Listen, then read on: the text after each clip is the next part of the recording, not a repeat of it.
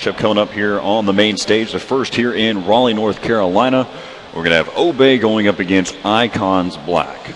Yeah, we're going to see, one of my favorite game types, CTF, right off the start of this. And CTF is such an action-packed game lately. We're seeing some crazy maneuvers, and those overhead nades and those pre-nades are getting better and better every event. And I had the privilege of playing in a team scrim with some pros last week and fell privy to that, getting killed every 5 seconds from nades. Well, I think the issue that you ran into is you weren't accompanied by myself. And That's true. You and I probably taking on some of these pros would be a completely different situation. Who should we challenge? A little 2-on-2 action, maybe here at Raleigh and maybe at the primary stage? Possibly. This is an idea.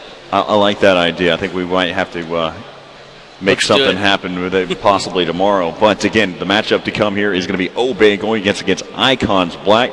As you mentioned, capture the flag on firing range is going to be the first game type. Search and destroy on Hanoi, followed by that with Domination Summit, and then capture the flag on Havana and search and destroy on firing range. Hello and welcome back to the Call of Duty Black Ops stream. I'm Corey Dunn alongside Holiday Doc as we're about to have the matchup between Icons Black and Obey as we're going to kick things off on capture the flag on firing range. You mentioned by this point we've had several events for these teams to start to adapt and start to figure out these maps, and basically those nade points on a map like firing range, we're going to see a lot of it. Yeah, for me, nades are the most important thing off the start of this game right now because they establish that first push. They establish that first run into opposition spawn, and then start to swap them where you need them to be on the map. But we're going to jump right in and on board with Nex actually. So we're going to see how his team is going to handle this, and it looks like there's a bit of a delay there at the last second. Everyone probably got in about 15 seconds too late. Now we'll see. We'll go ahead and play as if it's live right off the start. But let's go ahead and see what's going to happen. One of the things that you were mentioning before, or we were talking about, was the nade placement. And there has been a point that I noticed that Felonies from Young Guns actually uses Scavenger to take complete advantage of those grenades. Yeah, another thing I just want to bring up quick is I seen an MP5 on the board, and that is very peculiar as it's not a very good gun to go up against any sort of FAMAS action with, as it's so sketchy to play with. As right now we're with Spazin, who's back over inside of the trailer. Yeah, Spazin now, is forced to back up, and both teams are just kind of head-to-head going 1-for-1 in the center of the map here. Nobody's grabbing any sort of map control or situation control here, and we're just picking up some lucky kills as they run by. For those of you who want to know who's on Team Obey, we've got Crump, Next, Spazin, and Fears. And for Icons Black, we've got Killa, Terror, RJ34, and Ego. Yeah, so definitely nice 3-piece there. That's going to be their time to move up and get some points and get some map control, as RJ kind of threw him off from the side there, taking off Next, and that was a really good kill. That allowed him to push into center and try to get them and slow them down. But look at here, Spazin grabbing 1 and Fears with 2. This is a really great push, and this is going to be a first flag run, I believe. Spazin's got the flag heading over there towards the jungle side. He has the member to get that one cut. He may be able to easily pass on through, as right now it looks like it dove a little early, but he'll finally be able to come all the way back across and be able to pick up that first flag cap with 3 minutes left to play here in the first half. Yeah, that was really good. You can hear them cheering on. They're happy about that first push, and the first flag cap is kind of crucial. It kind of shows your opposition, hey, we're here. We grabbed that first point. Come get us. As right there you can see Spazin, who's up on top wood, has done a great job so far.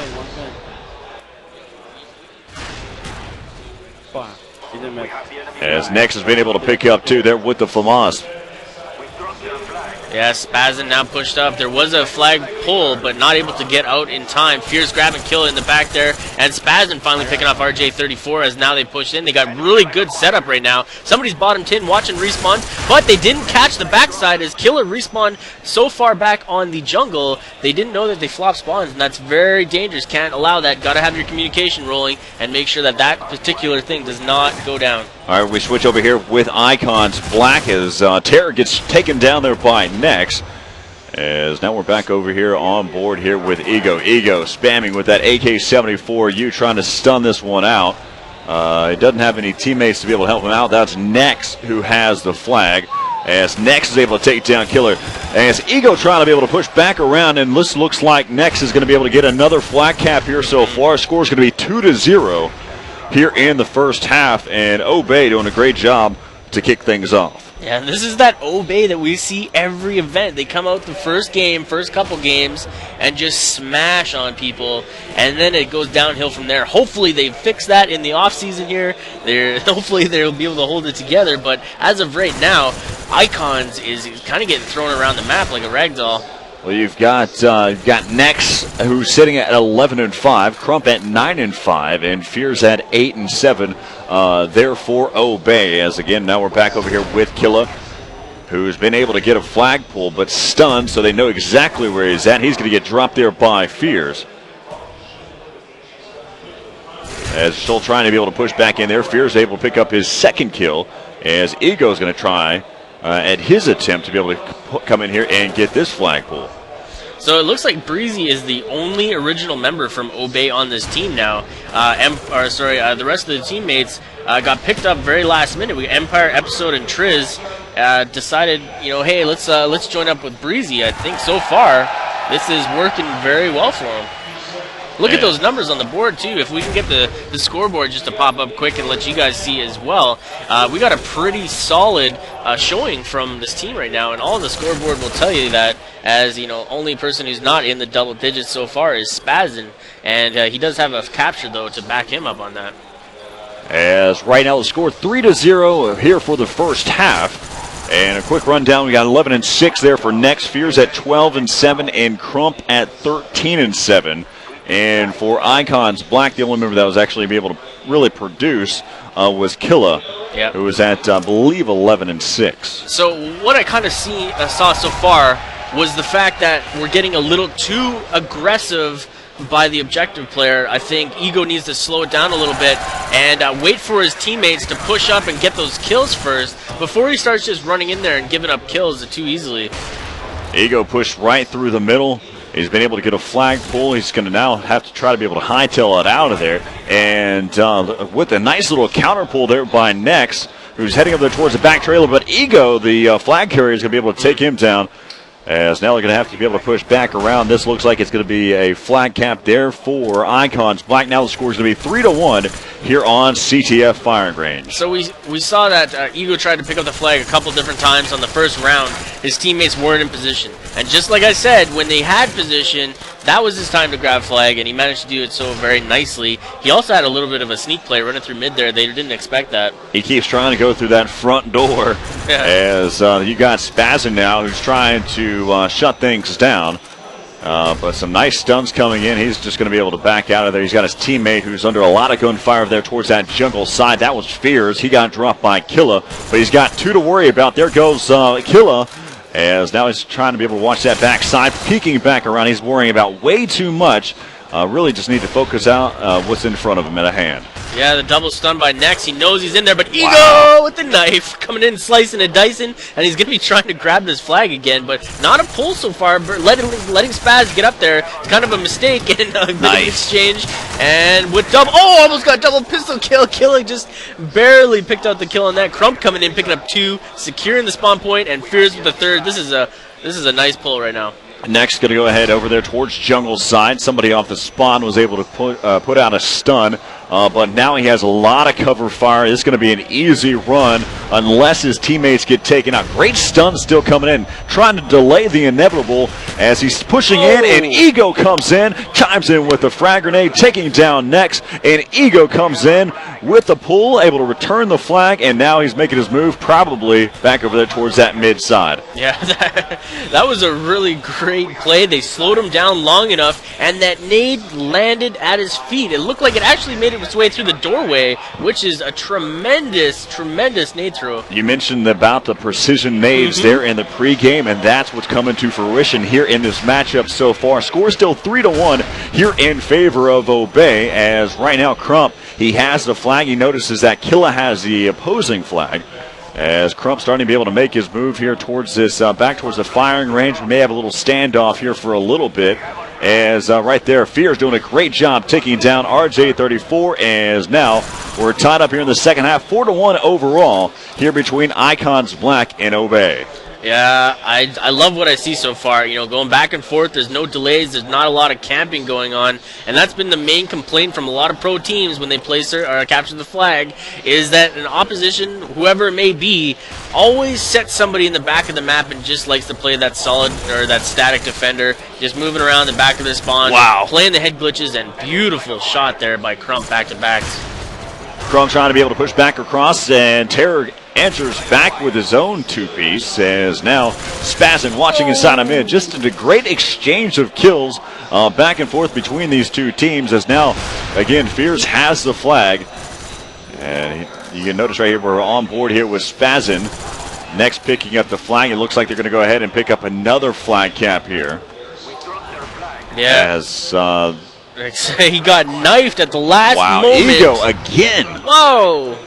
Ego doing a great job. He came in with earlier with a great frag grenade, picking off the flag carrier just in time, and this time he's able to pull out the blade and cut him down to size. As now the score is still 4-1 with 45 seconds left to play here in this matchup. That was too bad. That was, a potential flag cap that got shut down in the last couple seconds. And what I kind of looked and saw what happened there was they moved in, but then they all floated back to defend their main flag runner and left the side spawn completely open. They left C tunnel open. They left B ramp open. They moved in. They hid Ego somewhere in there. I don't know how he could have been hiding so long, but he came in, knifed the flag, got it back, and unfortunately, it was a little too late situation. As this one looks like it's going to go to Obey. But a great little effort there at the end. We saw some really great frag grenades coming in from Icons Black. As right there, the final score there for capture the flag for firing range is going to be 4-2 overall in favor of Obey. That's going to push us off to search and destroy on Hanoi. As we'll be right back here in just a moment with more Call of Duty Black Ops. Hello and welcome back. We're again Obey leading the series 1-0 here over Icons Black after picking up that game type there for capture the flag on fire range 4-2. As that's going to bring us to search and destroy on Hanoi. We mentioned earlier about the changes that have been made to search and destroy, and this will finally give us a chance to really see if that's the case, see if there's any type of differences coming into this one. It's going to be hard to call, and early on calls like this always get me into trouble every single time I do it. So I'm not going there. You will not get a prediction out of me this time. But we are moving into Search and Destroy. Search and Destroy I really want to see go down because it's going to show us exactly how the rest of these S&D games are going to go down. I know a lot of teams were not in favor of the rule change, but I know we are a little bit limited in time constraints. They wanted to shorten up our overall matches, so they decided to go with the domination. Oh, sorry. There you go. Exactly. I agree. As, again, we're going to see what's going to happen here on Hanoi. I mean, what is the typical strategy overall on Search and Destroy Hanoi? Everybody, when you're trying to plant that bomb, you're going to want to try and go over and control spotlight as quick as possible. Mm-hmm. The pre-nades and the pre-fire spots on this side are very difficult. You got to catch them early, otherwise you're going to allow somebody to slip in behind you and potentially wipe out your whole team in a matter of seconds, because when you are planting the bomb on that top side, you are very wide open and very contained, all too close together. One of the things that I noticed from the capture flag on firing range, Obey, they were doing a great job. Their sling was doing really good. So they're nailing those shots. Their accuracy is pinpoint at this moment. Let's see if they can carry that over to Search and Destroy on Hanoi here with Obey and Icons Black. So what I seen earlier was Obey was playing and scrimming as soon as those doors opened up. I, however, didn't get the chance to see if Icons Black was actually getting in those game times. So that could be an indication of, they needed a game to warm up. They spent most of their time playing against Optic Gaming over there in the pro area. And so they definitely have been playing just as long as Obey, so I'm not going to give them the benefit of the doubt on that one. All right. So it looks like we are going to see this initial push over and a heavy push into Spotlight. And this is kind of what I was talking about, holding down this area. Oh, got to be careful. Terror through the stun. Didn't land it. He snuck out of it. Oh, and Spazin not able to, Terror was not able to get out of the way. And it looks like 2 went down. And Killa's left. Killa's grabbing up Spazin. And Crump sneaks in behind. And this is that scenario I was just talking about, was if you leave your backside open, you're going to get caught with your pants down. And they're going to come in and wipe up. As right now it's got 40 seconds left to play. It's going to be down to a 1-on-2 here with Fears and Next. As Killa peeks out, now he's going to try to be going down for the chase, but a little game of cat and mouse just lured him in, and he got taken down from the backside. As the first round is going to go here to Obey. Yeah, it looks like a bait and switch situation there. He jumped in, tried to get the initial kill in front of him, but turned around and Next took him out from the back. Just a great action of being able to flank back around. You watch it right there off the start. They could have been opened up so much quicker if he was able to pick up that first kill and try to be able to make his move. That's really what it comes down to. It is getting those entry kills here in each of these bomb sites. It doesn't matter what search and destroy you're looking at, whatever game map it is. Exactly. So right now we see Spazin, who's watching from Lightroom over there to the movie room towards the film room. Yeah, top film is a dangerous spot to be in. There's always going to be somebody up there. You have to recognize that it's one of the most sought-after positions on this map, as well as this doorway that they keep pushing into. And I'm not sure about that. I'm not really liking how brazen they are. Just trying to I'm just going in this doorway. Let's see what happens. As right now you've got Crump, who spots one, able to connect there into RJ34. Now it can be down to a 3-on-3. As you see Crump watching over his teammates, starting to be able to push in here, taking a look there through the window, trying to clear out that B-bomb site. Yep. And still wrapping back around, jumping is trying to be able to connect. That's Crump. He's only got 25 seconds left to be able to get this bomb down here for Obey. Again, it's left up to Crump and Next. Oh, as Crump connects shot there into Terror, it's going to be down to a 1-on-2 Killa all by himself. As he's got to be able to try to be able to pull this one off. Killa there into Crump, now down to a 1-on-1. Next under some gunfire and not a lot of time to work with, chasing him down and trying to be able to shut him out. As there goes, picks him off. As you can see the frustration right there on Killa. You know, he was just trying to wait out the time and secure this nice win, but Next knew that, through this perfect stun, wrapped himself around there and got the kill. You have to understand the environment that you're playing in. Yep. If you have no getaway, then don't try to get away. Yeah, there was no spot for him to get to safely, and you have to realize that there's stuns, and the stuns will slow you down for a long time. Even if he didn't get stunned, there was still a sliver of a chance to be able to get him from the backside while he's trying to run away. He could have snuck in or got behind the stairway, but still, like you said, it would have been close. It was super close. But great play nevertheless, and we're seeing this super strong push towards B again and again and again. Nobody wants to even try A. It's one of the things that the Call of Duty Black Ops community is kind of stuck on. They focus on a bomb site. They say it's the stronger of the two. That is going to happen. But at the same token, you got to remember that the A-bomb site still exists. But looking at it right now, they're doing a great job of being able to slay and take out Icons Black. They got picked off one by one. Crump and Spazin were the only two taken out. As we take another look here at the kill cam here with Next, tossing in a great stun and decides to go ahead and spam through the wall, takes him out. As now the score is 3-0, I believe, here in favor of Obey. Round 4 is about to go underway, and like we said before, these quick S&D games, first to 4, changes everything.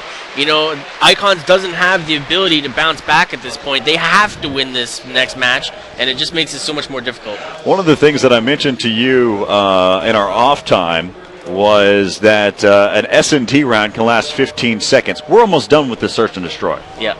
If the issue was that they wanted to eliminate time, search and destroy is not where you want to do it at. I'm right there with you, man. I'm off right my there. soapbox now. Okay, Spazin is now pushed up. He's got 2 to his left. They're both watching L. He's exchanging right now, holding on to RJ34. RJ34 got caught on the run, and that's a very dangerous thing to do. Spazin now left alone. 2-on-1 situation, evens it up, and not able to hold on. His ego is able to land it out with Killer here and put a point on the board finally. Doing a great job coming back in. You can see Ego now peeking in at the right time, using that box window. Overall, though, you just looked at it and how Obey pushed in is they just went in to just shoot and kill. Yeah, they just wanted to end it really right there. And they got caught. So, moving back over onto the offensive side, Ego, Killa, and it looks like this could be a potential push to A. And why don't people go to A? Well, it's very difficult to get to first. And the spot that's hard to get to first on Search and Destroy is obviously going to be the most dangerous one to do. You only get one life, and right there they left it open, and looks like Obey read them perfectly. And what is this MP5 again? As you can see, that's Killa. Who's utilizing the MP5. Maybe you assume that he's going to be in some close range action. As right there he gets spotted. As again the bomb is down right next to that A bomb site. And they're going to have to be able to work back around. But Killa needs to maintain this upper side so he can watch over the top. But his teammates just taking some time. There's 35 seconds left here in the round. It's down to a 3v3 with Nex, Fears, and Spazin. Therefore, Obey and Killa, RJ34 and Terror coming in here for Icons Black. Killa pushed in. He has no cover fire right now at all. But he looks like he'll be able to get the bomb down, and I'm just completely lost for words on why no one was around to be able to spot him there towards that A bomb site. But coming in, they were able to get that bomb down. It's going to be down to a 2-on-2. Nex and Fears. Here for Obey, starting to be able to push back in there as they're going to try to be able to make their move as Terror spots his own teammate's body, and he's going to get be able to pick up two, pick up one, and RJ34 there into Nex as now the score's 3-2 as now we're starting to see some sloppy play coming in here for Obey. Well, they had a good initial read, but weren't able to hold it down, weren't able to get their teammates, the rest of the teammates, over to A to kind of defend that bomb down. The call must not have been made because otherwise, well, he should have been able to make that call. But he knew that he was going in and getting that bomb down and planning there towards that A bomb site. They should have been able to get a good rotation over there towards the A side, maybe even possibly start to flank in because there was no confrontation shortly after that bomb was trying to get planted. But as we go ahead and hop in here, you got Spazin, the bomb carrier, starting to be able to push over here towards that B bomb site. Next got taken out early in the round. As again, the score 3-2, still in favor of Obey. They're one round away from taking the series 2-0 so far. As Spazin taking down RJ34, it's going to be down to a 2-on-3. Ego and Killa here for Icons Black. They're in a tough spot right now. They've locked down this long room. They've got the window covered. They've got backside. They're looking up top light. So the only spot they got to really worry about is the A side, the ticket booth area. And it looks like Spazin has rotated in and is watching that perfectly right now. So this is going to be a really hard formation to break. As right now they're going to go ahead and start to be able to push in here. As Killa's all by himself now, down to a 1-on-2. As Spazin doing a great job. Now he has the ability to watch both points. Being able to push in there, and he's go ahead and pushes out, shuts down Killa, and Obey taking this one 4-2. I guess they're trying to stay consistent from game time to game time after taking that capture the flag on firing range 4-2 as well. And that's going to push us on to domination on Summit. And one of the things, if you want to take in consideration about a game type like domination, it's all about shots and being able to properly communicate and be able to move back around and work as a team. And again, I'll more reiterate on the fact that it's about slaying for domination, and we're going to see that coming up here, probably even more so with Obey. So Summit Domination, I know Icons is all about the steady aim, especially with Ego. We could potentially see him rock out with a shotgun and steady aim on that map, which makes very, very difficult to control any side of B, and keep them out of there is going to be tough. So we'll find out what he's going to be probably utilizing there for the next game. Right now, we've got Obey leading this series 2-0 against Icons Black here in Raleigh, North Carolina. Hello and welcome back to the 2011 Major League Gaming Pro Circuit here in Raleigh, North Carolina. Here for Call of Duty Black Ops. I'm Corey Dunn alongside Holiday Doc as we're underway here in this matchup between Obey and Icons Black here on the main stage. As we still have a lot of matches to get into here, but right now Obey leading this series 2-0 over Icons Black. Yeah, and they've done very well so far. Definitely nailing every single shot and missing a little bit, just getting a little overzealous, pushing up too quickly, getting too aggressive without setting up first. But other than that, they're nailing their shots. And when I watch the aim go down, it's pretty consistent, straight shots, not a lot of sway. Whereas I've seen on the other side, we watched Ego run with a hip-fire weapon on firing range CTF, and he was kind of moving all over the place. I'd like to see them bounce back, just because it creates a better commentating experience. We're going to see, teams fight back and forth. It's always good. You don't want to see sweeps. It's not that fun. Makes our job a lot easier, though. True story. Speaking on the 3.5-hour Fear game, Fear versus Leverage that in was the finals. all worth it. If I have to mention anything, whenever I was going through that matchup, at first I wanted Fear to win it quickly and finish it quickly. And I still owe my producer Nexie something for that little mishap as I shoved cake in my mouth, and he's like, "Okay, back to you." And that was probably the most candid experience I've had here. It was great because I was chowing down on some cornbread, and you're on your own. And I was just like, "No, it's you." Yeah, that's all you. That's all you. Thanks, buddy. All right, so right now again, let's go ahead and focus right here on Obey and Icons Black, 2-0 here in favor of Obey, and that brings us to domination here on Summit. So like I always like to say on this map in particular, the team that controls top side on glass overlooking C and both B is going to be the team that wins. That's the most powerful point on this map.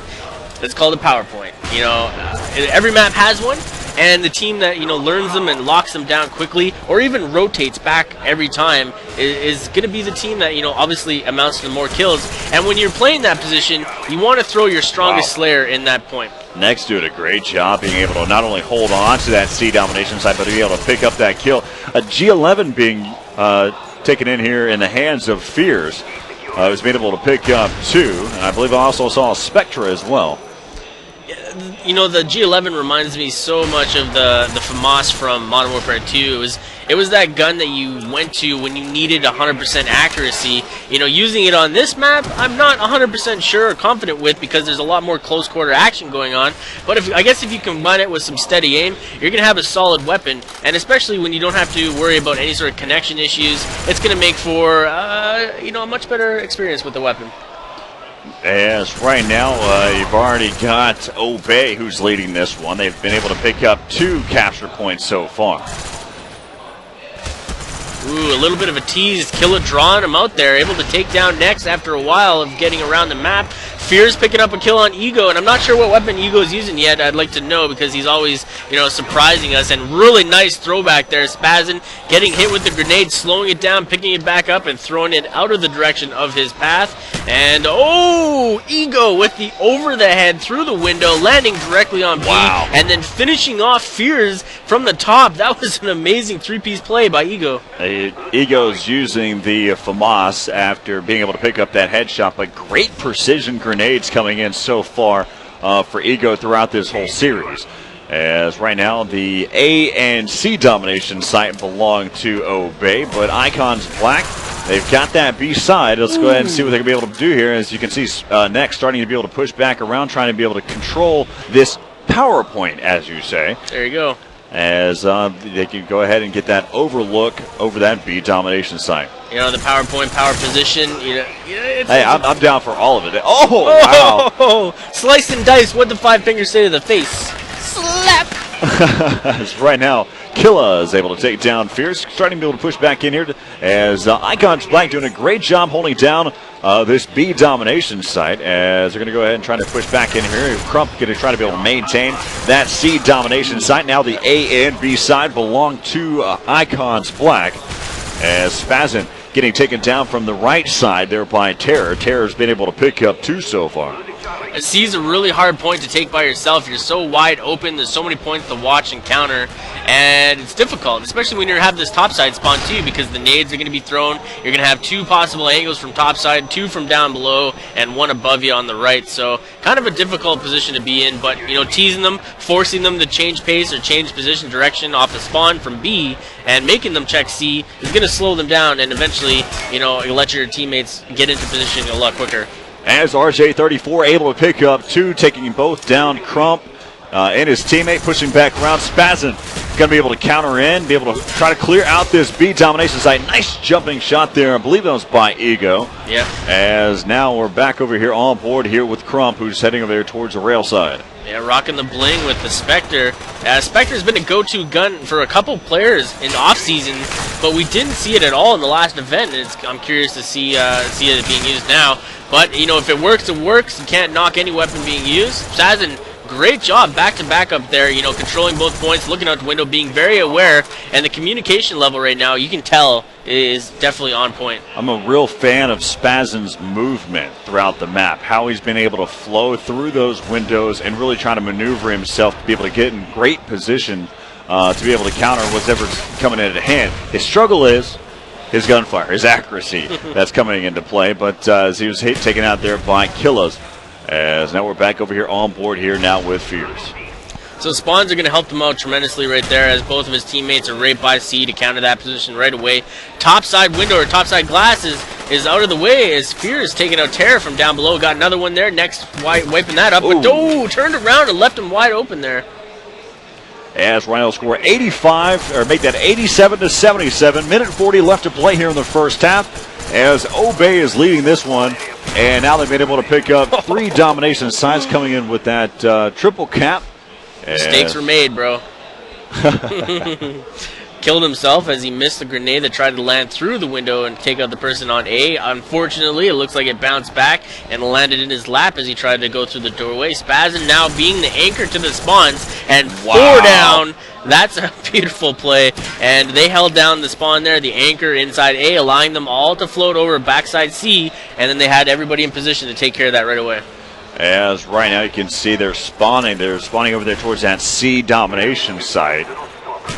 That's Icons Black. They're going to try to be able to wrap back around as Spazin able to take down Killa. Still trying to be able to hold down that C domination site. Nice job just maintaining and holding it in there inside that room. Pushing back up, picking up his 3rd kill so far.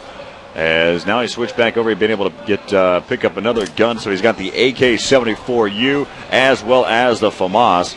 And he's just going to go ahead and hold down this C domination site next over there on the other side of the map.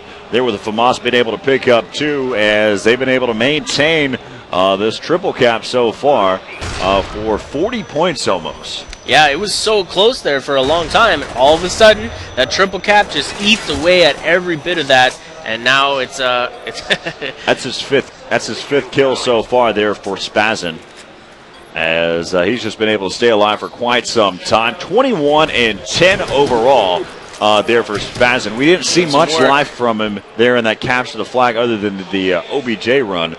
But so 143-81, they're in favor of Obey. Really good first round here. They had some trouble in the beginning, trouble in the middle, but held out throughout the end there. And that anchor point on A, where they got the initial spawn trap, set everything up, and it was really good. You know, holding on to it for quite that time. You know, some great plays even from Ego. You know, throwing up the triple kill with the nade, and then the jump shot with the pistol. Some beautiful shots.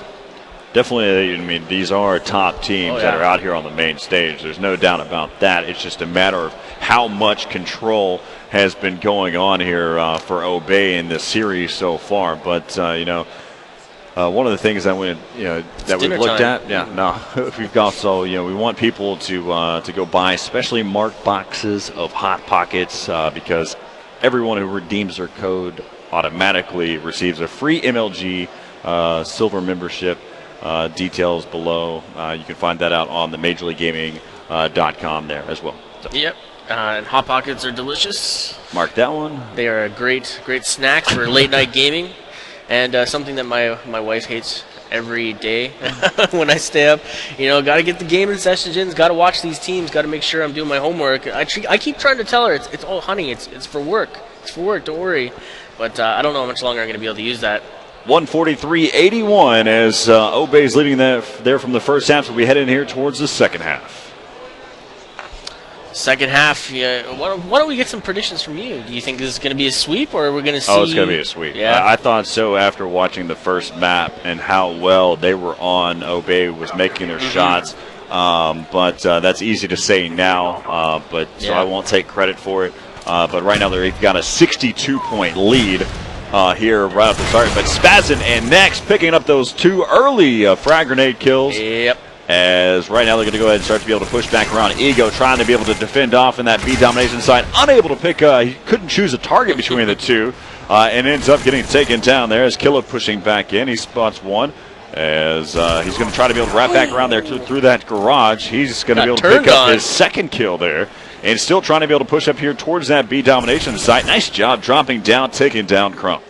Yeah, that was a really great play, but like we said earlier, that the starting nades on these maps are getting better and better. And as we seen there, he tried to walk down the middle of the laneway, head into gold, and he got naded. Had no opportunity to even make it out of his initial 30 feet. So very, very, very good start to this second round here.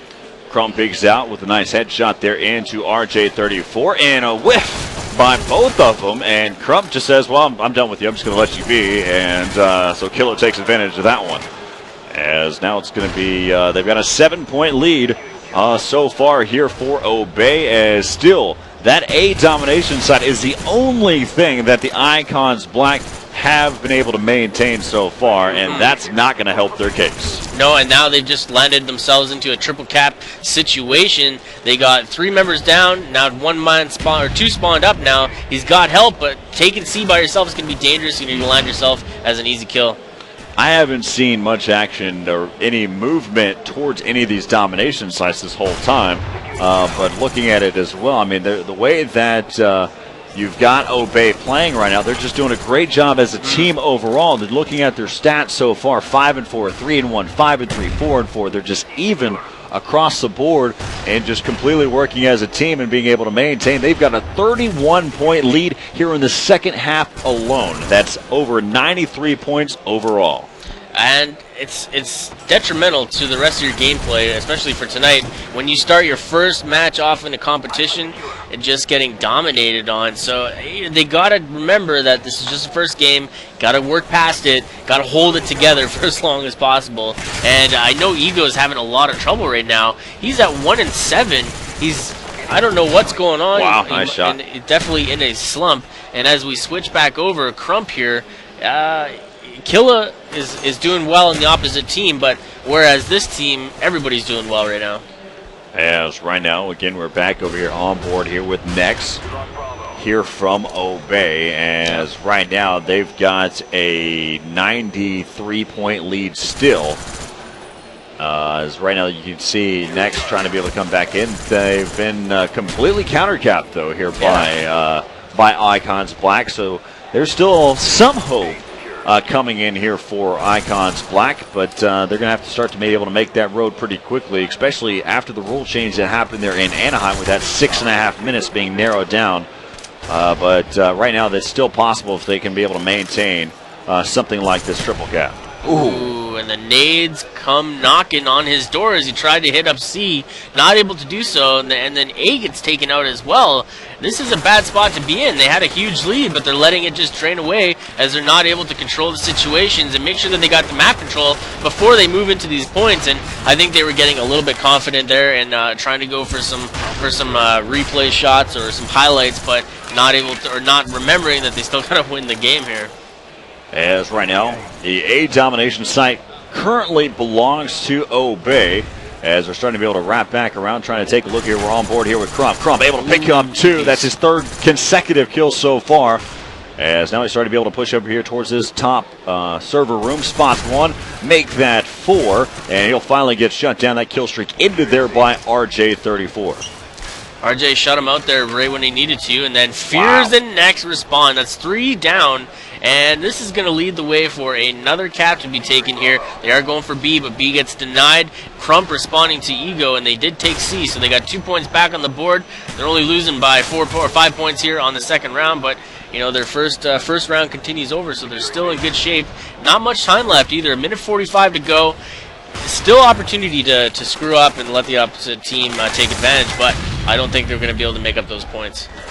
As again, they've got a 63-point lead so far. as they're starting to be able to narrow that lead down. I believe now it's at a 60-point lead. Still doing a great job being able to pick up, holding down these two domination sites, but a minute 20 as Fierce struggling. What was that? Wow. Did you have a brain fart? Just throw his controller down? What happened? As right there, Crump being able to pick up two, taking down Terror and Ego. Jeez, and even on Ego's part, he should have seen the red dots poking up behind him a lot quicker than he did, but that's hard to explain. I don't know what happened there. Crump, beautiful plays there, back to back, and then the jump shot, picking off Ego in the head spot, and then wrapping around into B here, taking out Terror. And Crump, I think, is fully aware that he just wants to put the paint on right now. As this one, looking at it right now, doing some quick math, there's 40 seconds left to play. And the best they can do right now is 24 points. This game is over, especially on the fact that they've been able to hold a triple cap so far. So Obey is going to go ahead and sweep this series 3-0 here for our first match of Call of Duty Black Ops here in Raleigh, North Carolina.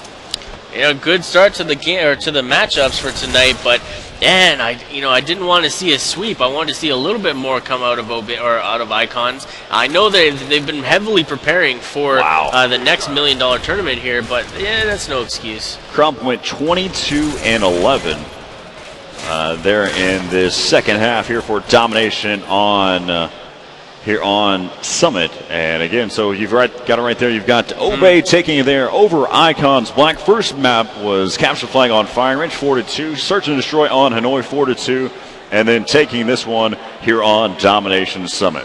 Ego had some really nice plays there. You've seen him some back-to-back threes and some really nice jump shots, but the overall consistency of the team just wasn't able to hold on long enough to pull out a victory here. And then even on Search and Destroy, they had a little bit of momentum push for a little bit, not able to control it long enough to come out on top, and that's just a case of the better team holding out the victory here, and it seems like a much more prepared team than we've seen before. The only thing that I really noticed the difference between the two teams has to be the fact that Obey just looked like they were here and was ready to shoot. Yeah. Their accuracy was better, more so than Icons Black, and that really did make the difference in each of those firefights that the teams got into. Very solid performance on all of the controls of that team, and it's so interesting to see that how precise these guys are with controllers.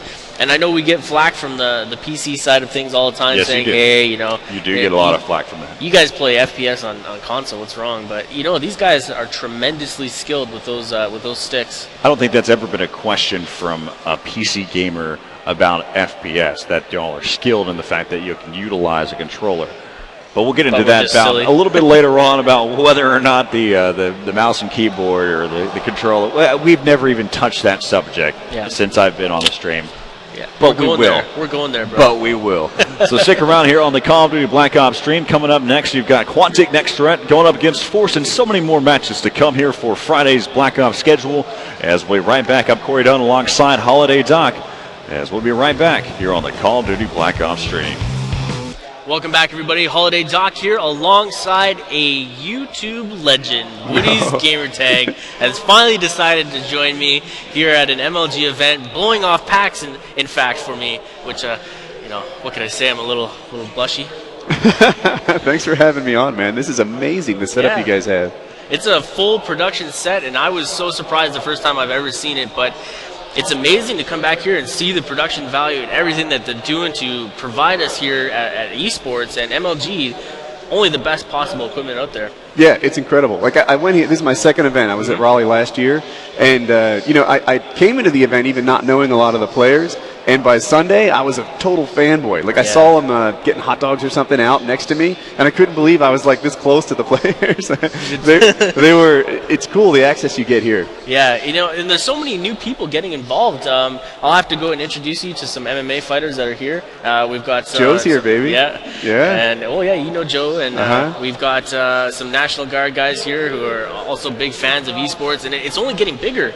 And one thing I have a big time trouble dealing with is, why don't you think more YouTubers are getting behind the competitive scene? I think you're starting to see YouTubers get behind the competitive scene. To me, it's the next wave, right? Like, there's more than one way to succeed on YouTube. You can just be entertaining, but we're seeing things like the Billionaires Challenge. We're seeing things like these commentator showdowns. And YouTubers are starting to get recognized for their talents there. And then, of course, we bring in these pros, and we see how they stack up against the YouTubers, how they stack on top of the YouTubers, quite frankly, for the most part. And, it's amazing. So, and the pros are good guys, too. I'm happy to have met them. Yeah, exactly. So many pros are now, making that next step, making sure that they're not only just a pro player, but a pro personality. And that's the most important thing. If you had to pick one YouTuber to transition into competitive, who would you pick? There's a couple guys out there that I think have the gun skill to be those pro guys. Like Marco J is on the top of my head right now. Fearkratz is a guy that people talk about a lot. I haven't seen them work in a team environment, right? Like that's the thing they need to do. They need to sort of partner up with like an Optic team, play with them a lot, and learn how to cooperate. But there's a couple of the top YouTubers, not me, that have the kind of gun skills that you see, at the top levels. Well, once again, thank you so much for jumping back here. I'm sure this won't be the last time we'll be able to get you maybe on some camera action. But we're going to jump into the matchup here very quickly. We've got Team Force up against Quantic Next Threat, and we'll be right back after this quick commercial break. And welcome back once again, Holiday Doc here alongside Woody's Gamertag, a YouTube legend, one of the first guys to really start the wave of popular commentators, and you've helped out quite a few people make their mark. And now you're here helping out with the MLG event, and I gotta do it to you. You gotta commentate this next match with me. I can't believe I'm here. I can't believe I'm here. I'm here to help. All right, so let's jump right in. We are going to be playing Firing Range, Capture the Flag, and can you offer any insight onto how you would play this match? Oh my gosh, me? So I thought Firing Range was a really great map until I started playing with these elite level guys, and it is a cluster. It's a mess. These guys are going to hit their nades. I'll sit back in awe. All right, so we're going to jump right back into the game, and I'd like to get on board with Next Threat right away because this is the team I personally feel is going to make waves in the community right now with their new pickup, bringing on Saints, one of the most powerful slayers we've seen at last event. And like you said, we're going to see these nades, and those nades land early. Sensor picking up a kill on Mochilla center map. We've got some contestant Firing Range down there, and Virus picks up the kill. Got a teammate in front of him, and they're pushing him very nicely. A good setup so far. What's with the Valentine scope? What do you think? The Valentine scope. He's got heart. He hearts you. So just to let you know, we are on the board that doesn't have the score screen up, so we just get a view of both teams, and it's kind of nice for us here, commentators. We can see both sides of the field, and early on I'm seeing Vengeance, and Vengeance consistently drops huge numbers in these events, and he's only been coming up short when the pressure seems to get to him, but he starts the events off really well, and he drops lots of consistent numbers, 30s. We've seen a couple 28s from him last event, and he's such a powerful slayer, and you got to watch out for him. The Slayer is an especially important role in these competitive matches compared to pub matches because of that respawn delay.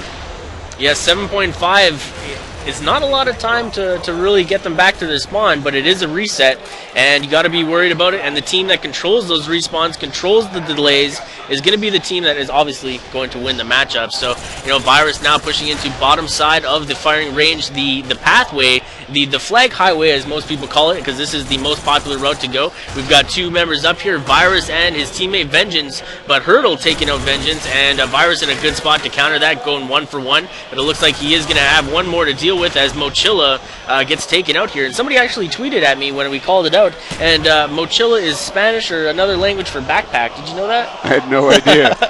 So it's actually a really clever name, one of the most clever names I've seen be formed here in a while.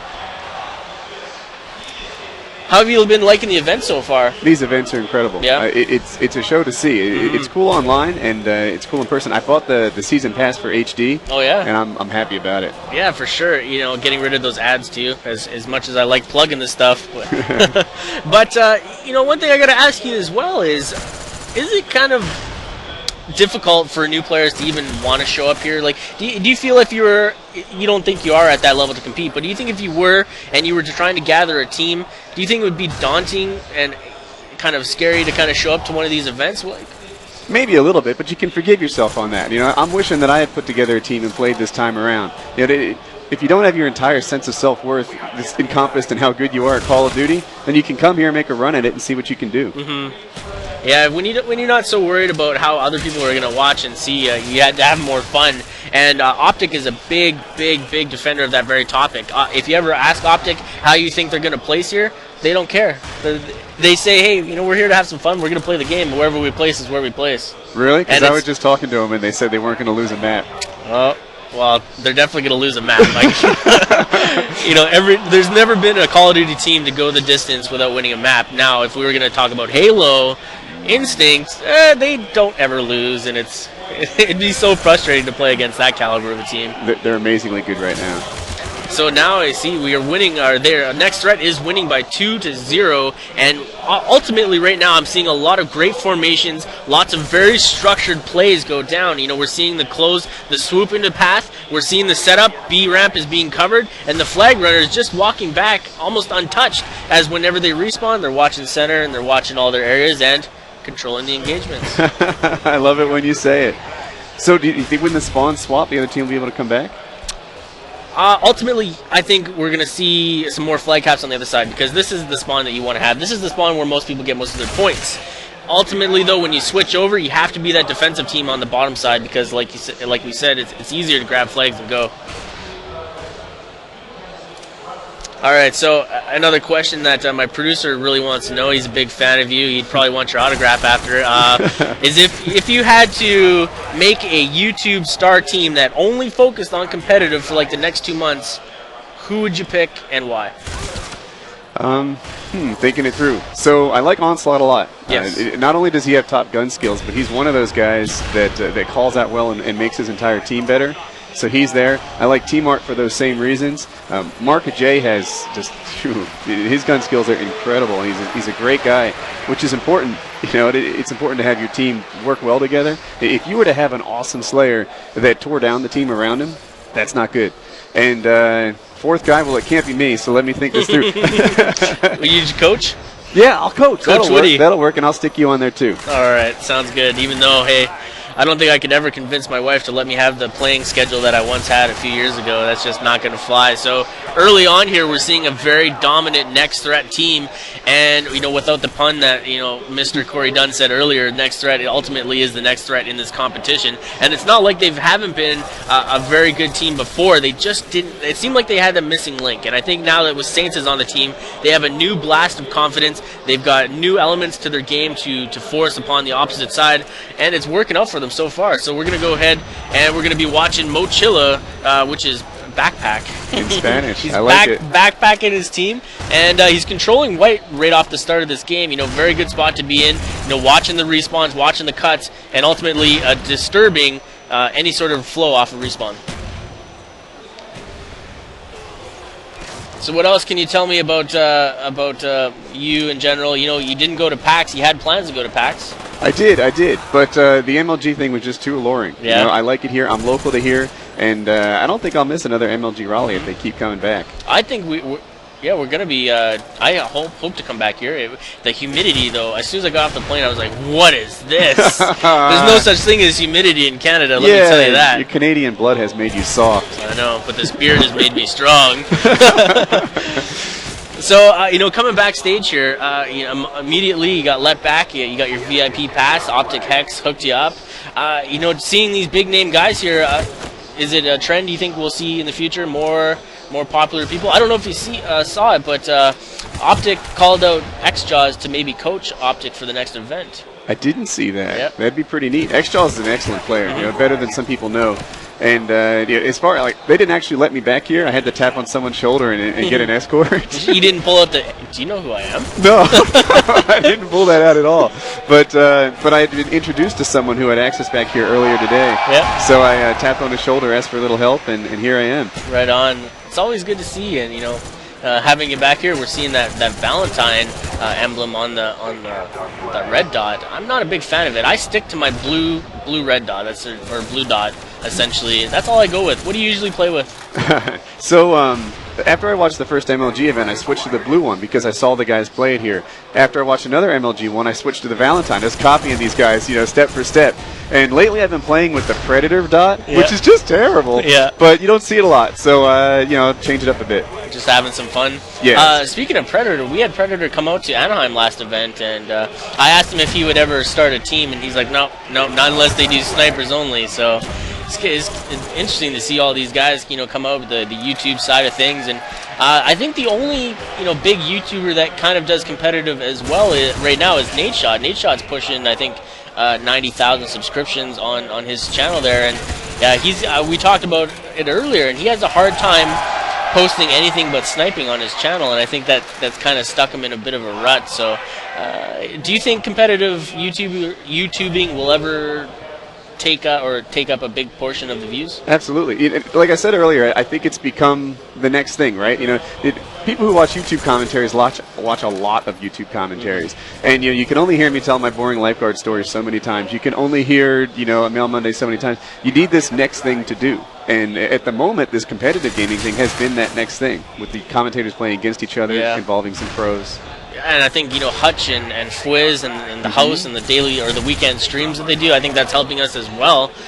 We just need, more involvement. And, look at this game. We're forgetting about we're supposed to be commentating this game and having such a nice conversation with you. But the amazement level right now is shocking. Next Threat is, quite frankly, slapping the opposition around right now.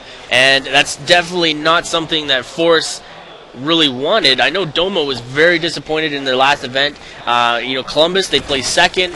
Anaheim, they lost every single game they played. And now, they seem to be stuck in the same sort of rut, even with the rebuilt team. And, even coming off of, when you play games and you're losing against better players, it's never fun no matter what. And, coming to events like this, it's even worse. One thing in playing with some of the top pros I noticed is how they're able to rebound from losses like this. And it's easy to get discouraged and let, when it rains, it pours, just come down on you like, oh my gosh, things are terrible, and be in a near quit mode. But for guys that can just not get on tilt like that, for guys that can just wipe the slate clean and come back the next round and show what they have, well, we'll see what they have. Do you ever get that frustrated in public rooms? In pub rooms, not so much, but in game battles, I have. In game battles, it can be discouraging when a team completely dominates you, and the difference between a pro and an amateur is how they come back from that. Yeah, I agree. So this matchup's going to end. Next Threat doing what I expected from them, and completely coming out on top of this match. And I think they're going to be a team to really worry about, and I think Leverage is going to have to put them in check if they want to hold on to their championship status. Do you have any favorites, or do you have a team that you root for? Yeah, I pull for the Optic guys, and I pull for the Envious guys. I've met a lot of them. Yeah, so you got some establishments with those teams, so it's always nice to have some backing and some fans. Are you going to be sticking around the rest of the day here? Oh, I'm going to be sticking around all day and all night, all weekend. Awesome stuff. Well, I will see you later. Thanks so much for participating in this kind of last-minute decision to bring you on board for the commentary. But we're going to see some more from you. And once again, it's Woody's Gamertag here, and I'm sure it's going to be a great event. We're going to cut to a quick commercial, and we're going to get Corey Dunn back in the booth so we can continue on with the rest of the matchup. It's been an honor. Yeah, thank you again. Hello and welcome back to the 2011 Major League Gaming Pro Circuit here in Raleigh, North Carolina. I'm Corey Dunn alongside Holiday Doc, as right now we're underway with the matchup between Quantic, Next Threat, and Force. And the general consensus across the board on Twitter, what we've gotten so far throughout all of our posts, have been that Quantic Next Threat was going to take this one over Force. We had some of those that were trying to take the dark horse, trying to take the upset with Force taking it 3-2. But I'm kind of right there on the board with them about the idea that Next Threat was going to take this one. I didn't get the opportunity to sit there and go ahead and say that. But let's go ahead, and our next game type is going to be Search and Destroy here on Hanoi between these two teams.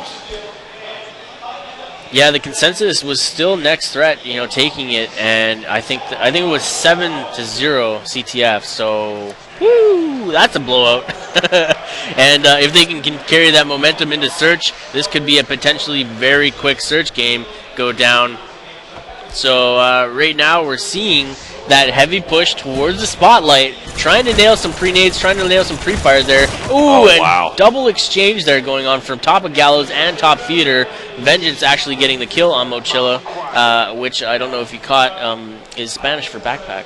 I did know that. I knew that beforehand. College actually taught me that. I did not know that beforehand. But that's right now we're on board here with Huddle, who's trying to be able to make his move here through that spotlight area, back over towards that B-bomb site. Trying to open things up. He's got his teammate, who's pushing in there towards that B-bomb site. That's Dose, who's moving in. As we got some Spanish flair going on here for Force, as now they're going to go ahead and continue trying to be able to make their move here towards this B-bomb site. 30 seconds left to play here in the round, as Sensor is going to be able to take down Huddle, and the backside, the teammate, Vengeance, able to take out his own teammate, but Vengeance says, well, all right, I screwed up, but I'll go ahead and clean up the board there, picking up the round, as now the score's going to be 1-0 right off the start. Yeah, Sensor picked up that brilliant shot when he jumped in the air and countered the initial shot over on A side, and that just kind of opened the way for the players to duck out of hiding. And Vengeance, didn't do so well, but cleaned up his mistake by pulling out the first victory here and switching back over. Every time we see Vengeance play, he is a very strong player, almost underrated, because when you think of top players like Assassin and Big Timer and Merc and Rambo and you just mentioned the Stainville, whole Nate, Optic gaming team. Well, it just all comes to me. It's like, wow, this guy's so good. This guy's so good. This guy's the list is just so long, but Vengeance really isn't mentioned exactly, in that list. That was the point that you're trying to make. That Vengeance is not noticeably out there as a top player, but I was watching him communicate with his team. And his facial expressions was so serious. Gaming is serious business. You have to remember that. Super serious. As right now we're on board here with Sensor. It's down to a 4-on-3 with Dose, Mochila, and Domo here for Force, trying to be able to defend here. As right now it's Sensor pushing here towards that B-bomb site. He's got some cover fire on both sides of this room, and he's waiting to be able to make his push. As right there, Vengeance back into Domo, as he's going to go ahead and try to be able to get the bomb planted here towards that side. As you can see, he's using just a sliver to be able to check, to be able to come back around. As Sensor's going to get taken down, but Saint's going to be able to answer back. As right there, notice Vengeance spotted one member. That was Mochila, and he's just been able to keep back all the way back around, flushing him out. And right now, this is those moments that we love as being broadcasters. Yep. We mention about top players, and they're coming up big. And right now, Vengeance is 6-0. Wow. In Search, that's a big number, when you compare it to like public room stuff. A 6-kill game in Search is not really a big deal, but when you're playing against, the top ranked teams in North America, dropping 6 kills early on in the first 2 rounds, that's a huge deal. As right now we're back over here on board here with Mochila, ironically enough, carrying a pack of his own. As there's a t-shirt for you. Oh, nice. Carry a pack. As again, we're back here. They're focusing their attention over here towards that B-bomb site. I guess they don't want to break that mold. The cookie cutter team here so far is everybody goes to B. Kind of gets monotonous. I wouldn't go that far. Monotonous is a very strong word. There's so much flexibility that is not being utilized. True. As right now you got Mochila spots out, peeks out through that box window, taking down Saints. As they are being very meticulous, pushing here towards that B-bomb site. But Vengeance coming in with his 7th kill, but finally getting taken down there by Huddle. It's going to be all left up to the LMS. That's Virus. He has not chimed in on the board yet so far, as he's gone 0-for. He hasn't died yet either, and he's got 30 seconds to be able to push in here down to this 1v2. And there goes Dose. He's going to be able to take out Virus there on the other side. As now we've seen a sign of life coming in here from Force as they pick up their first actual point here in this whole series. Yeah, doing very well so far. Next threat, that is. Right. Finally finally Force been able to put a point on the board first time, and I just don't know what's going wrong for them. It seems like they're placing themselves well. They're just not holding on to those kills. We've seen them placed in an advantageous spot, but when they had the kill in front of them, they almost choked. I'm probably going to get ragged for this. Uh-oh. But they should have had a mouse. I'm not going to go that far. We've done so well with all that, but Wow. Are you serious? Wall fail right there. His leg sticking through the door, allowing Sensor to play, free kill, thank you. clipping at the finest, as right there, Sensor is just pushing air inside of this B bomb site. But what I was getting at is the emotions. You can see it's amount of confidence that are in these teams. We've seen Domo at these past 2 events back in Anaheim and Columbus, and the confidence is just not there. Even though he was able to put up some great numbers in Columbus, the confidence is just not there, as he's just pushing in senselessly, as Sensor's going to be able to get taken down there by Domo. Man. And they're going to be able to push in here towards that B-bomb site, be able to get the defuse. And so now we're all tied up at 2, as they're finally starting to be able to put things back up on the board here and starting to make a difference. But it's the first of 4, and we'll see what happens here. So Force on this defensive side, watching B, I noticed the difference. They backed up a little bit less, or a little bit more, waited and got the kills when they thought it was necessary, but I didn't see that over push. I didn't see that aggressive push into Spotlight, which was getting them killed beforehand. And now we've seen the more passive play that got them the victory. Hopefully they hold on to that. But what I would have done, is not go to B this time though. I would have tried to change it up. At least when you have an opportunity like you do now. Almost ricocheted and caught himself with his own frag grenade, as now he's still trying to be able to watch over there from top, over there towards that movie room from the light room. That was a little bit of a sloppy action there. I think he got a little bit worried and just fired downrange instead of lining up the shot first. But Dose now looking for a kill, looking to wall bang right through the side there. Not picking up any markers, so you can be safe that their teammate who was up there is probably alone. Mochilla kind of sniffing out the bomb, making sure nobody pops out and kills his teammate. Dose laying down here with the action. They've left the complete middle wide open. And wow. They exchanged 1 for 1 there. Hook, line, and sinker as Mochila is able to take him out. As now you're still here watching Dose, as it's down to a 2-on-2. Virus and Vengeance. That Vengeance is one of the members he wanted to be alive here, as he's been able to take down Mochila, still pushing in. Dose all by himself. Spotted and taken down by Vengeance. He's 10-2. I think he got 3 kills this round. Almost an ace. He was at 7-2 last round. Didn't pick up a kill. This round he's at 10. He's at 10-2 so far, doing work here. Yeah, doing an amazing job. Saints not doing so strong on the Search and Destroy game, but he was pulling out big numbers on the CTF. So maybe Search isn't quite his game, but they do have other players that slip into those roles when needed, and that what makes you a well-rounded team. Being able to transition like that. So hopefully they're able to hold on to their lead so far, or at least make something of it. But ooh, nice shot. Domo picks up a kill right through the top of the grid there, looking into medic or the pack side there, and picking up that kill. Vengeance now looking to take care of that player who obviously got called out. Oh wow, Domo able to pick up 3 so far, and now it's going to be left up to Virus, as he's going to have to be able to move all the way back around towards that A side, and Domo's streak is ended. But you have to give it up. He was able to take out 3, as now he's going to go try to be able to push back here through this film room. And the bomb is down over there in that jailhouse area. Yeah, he's in a tough spot right now. It is a 2-on-1.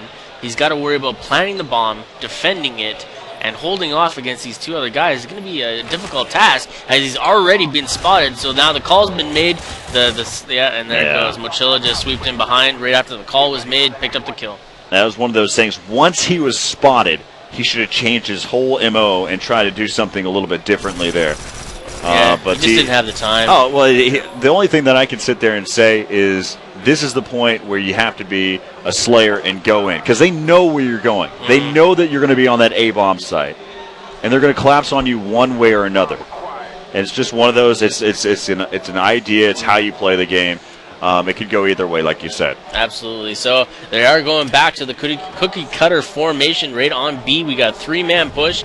2 kind of slowly progressing. One's watching the center seat cut, and the other guy is up on the hangman, or what is that? The guillotine, sorry. The guillotine. Slipped my head there. And it looks like they're looking directly into long. No action yet, which is kind of surprising, as they usually defend B very closely and watch through both the doorway and through the over the head there. So no movement over here means that they probably watch an A a little bit more. And now they're going to have to transition back over and switch back to B. They may be coming back around towards the flank side, maybe even thinking about trying to get a good retake on this bomb site. Saints back into Domo, so they are over there near that A side and pushing in, and Saints being able to pick up his second kill so far. As now it's going to be down to a 2-on-4.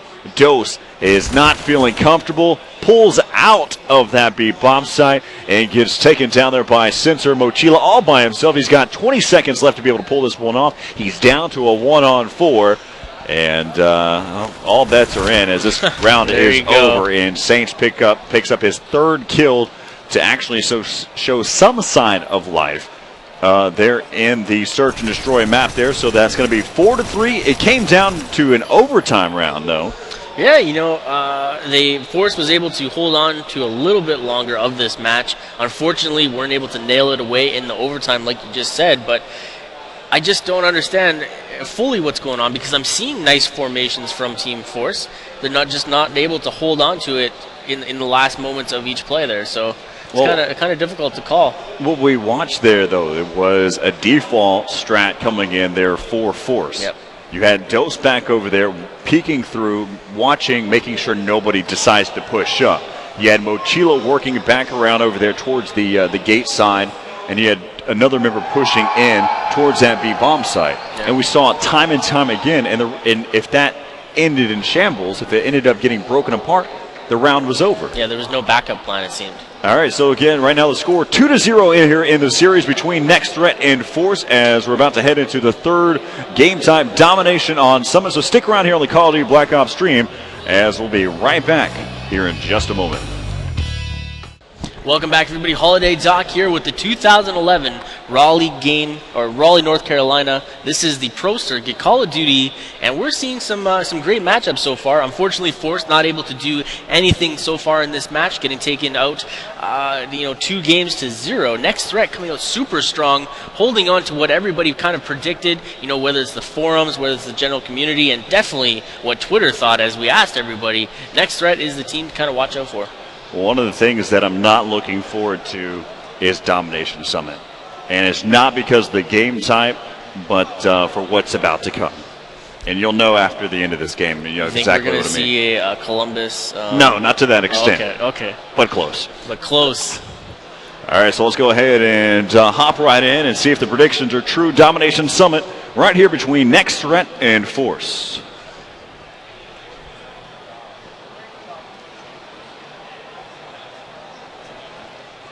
As we're going to go ahead and start things off here with Sensor here with Quantic Next Threat. And remember, Vengeance was coming unglued there on Search and Destroy there on Hanoi. As right now, we're watching, they're going to go ahead and try to be able to pick up that nice grenade there coming in from really Domo, nice, picking off Sensor and Saints. And then Virus coming back around, chiming in with his own kill as well. A nice headshot, being able to connect there, being able to pick up 2 so far, as the B domination site belongs here to Next Threat.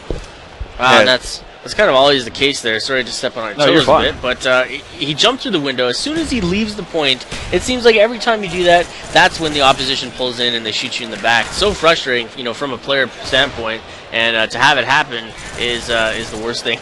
But bouncing back very nicely. They're grabbing C or B, but not able to hold on to B. But they got to get some points here real quick. C's not like the easiest to capture either, especially on this side. Like we've seen in the first matchup, those nades are just so devastating. You get on there with one player, you don't want a chance putting 2 on just in case those nades do land, but when you only put the one player on, chances are it's going to take longer and you could potentially get taken out time and time again.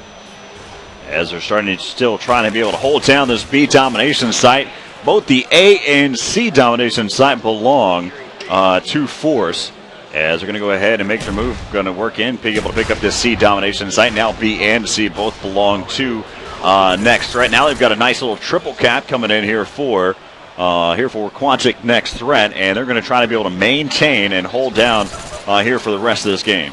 Yeah, Virus placed nicely, swooping around here, top gold, exchanging markers, not able to hold on to that kill, but it looks like A is being trying to get taken there, and he is right in front of somebody. Oh, it didn't look like that was his team. I thought he was, what is he doing? But they did get C, they're holding on to B, and ultimately, I like this positioning the best. You know, look at, there's another 3-piece goes down, but when you have C and B, you can respond to B being taken a lot quicker than you can having A and B. You know, the nades are a lot easier to throw from topside. You know, the routing is a lot easier to get through. You're not forced into a bottleneck like bottom gold, and topside B is a lot easier to flow to back and forth every time. So ultimately, this is the place to be in, and it's a good spot that they're in so far. And ultimately, this could be the final moments of this matchup. This is the exact strategy that Eon Optic Gaming are known for here on Domination Summit. They work that C and B domination side. They wait for the opportunity to be able to take at least 3 down. Then they make their move and forcing them to spawn over there towards that A domination site while maintaining a triple cap.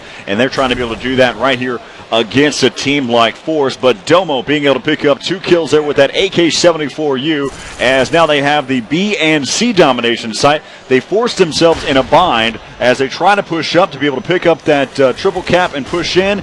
And now the tide has turned here for Force. Yeah, when you overextend yourself like that, you got to be careful that you're positioned nicely and you're able to hold on to those kills, because when you're strung so thin among the field, you're going to get caught, and then it's just a matter of time before they work you into a spawn trap like they are right now. But hopefully they're able to push out, as a nice grenade there from Saints. Not able to hold on to it as Damo peeks out the corner, takes out Saints, and Vengeance finally answers back, taking out Mochilla. Pretty even gameplay on that matchup. They just got to get these points back on the board, and B goes down. They're trying to get C, and a nade almost lands, taking both of them out. But Dos able to swoop in behind and take out Virus as he tries to escape right on rails. Well, Nextra needs to be thankful for the fact that they were able to get that C spawn to be able to push back around, as most of the members there for Force were over there towards that A domination site. But quickly, they were able to chime quickly back in there with their own kills, as now the B domination side here belongs to Next Threat. And this game is really, it's tight. It's tied up, as now Next Threat has been able to still hold on. Now they've got the lead. But this game is just going back and forth. It's a lot tighter than I expected. And these are one of those cases that I want to be wrong on anyway, as right now Force is trying to be able to hold their own here against Next Threat. Oh, wow. Whoa, Saints a little bit slow to react to that and kind of almost behind on the shot. Fortunately, able to hold it out in the last couple of shots, but he got called out, so now he's getting stunned. And a back turn there. Oh, huge play. His teammate saved his butt there, and Saints able to hold on to his life a little bit longer, trying to make his way over here and grab C for another triple cap. Minute 39 left. Ultimately, I don't know if I'd go for a triple cap at this point. Well, looking at it, they're just trying to do whatever they can here, as right now his teammate Virus was taken out there by that frag grenade. Now he's going to go ahead and push back in and start to be able to make some moves here. He knows that they're probably going to start hitting there towards that B domination site, but he's stunned and gets taken down there by Domo. Yeah, that was a hard play to go to right there. Virus now swooping in just at the nick of time, grabbing B, or grabbing the player closest to B. Could have been trying to take it. Now he's pushing over to C, grabbing, ooh, a nice kill. Mochilla getting taken out on the dive and then getting caught trying to jump up. Domo picking out a kill in here. Just taking a look at the scoreboard real quick. Hurdle is doing very well. Domo following right behind him, going even, but then 2 players at the bottom, Dos and Mochilla, having a lot of troubles getting some kills here, but on the turn point of that, they both have 3 captures, and Dos has 3 defends as well. So it's not always about the kill to death, but you definitely need to be going even on this matchup. It's all about the when and where, as right now, looking at it, Censor's not really holding his weight on his side, as he gets taken out there by Domo, as now it's 20 seconds left to play. This is a tight game. We're under a double digit here. We're still set single digits between these two teams. A 6-point lead. That's about to change dramatically. We're down to 3 points. It may end up being even, as it's going to be a 3-point lead here going in favor. It's going to be a 3-point lead here in favor of Force. They're at the end of the game, 109-106 here for the first half, and I'm happy because It was a lot closer than expected from both of us. Exactly the opposite of what I expected. Yeah, which is good because we could see Force, hold together, come back, and make something happen here. But then again, with only 3 points on the board in the first half as the lead, 3 points is nothing. 3 points doesn't mean anything. It's a clean slate. The second half here is ultimately going to either come in favor of team next threat and come out the victor. Well, let's revert back what happened there. So far in the beginning of that first half, it looked as if Quantic next threat was going to be able to continue with that momentum that they had from the previous two game types and carry it in there to that first half. But what happened? What went wrong?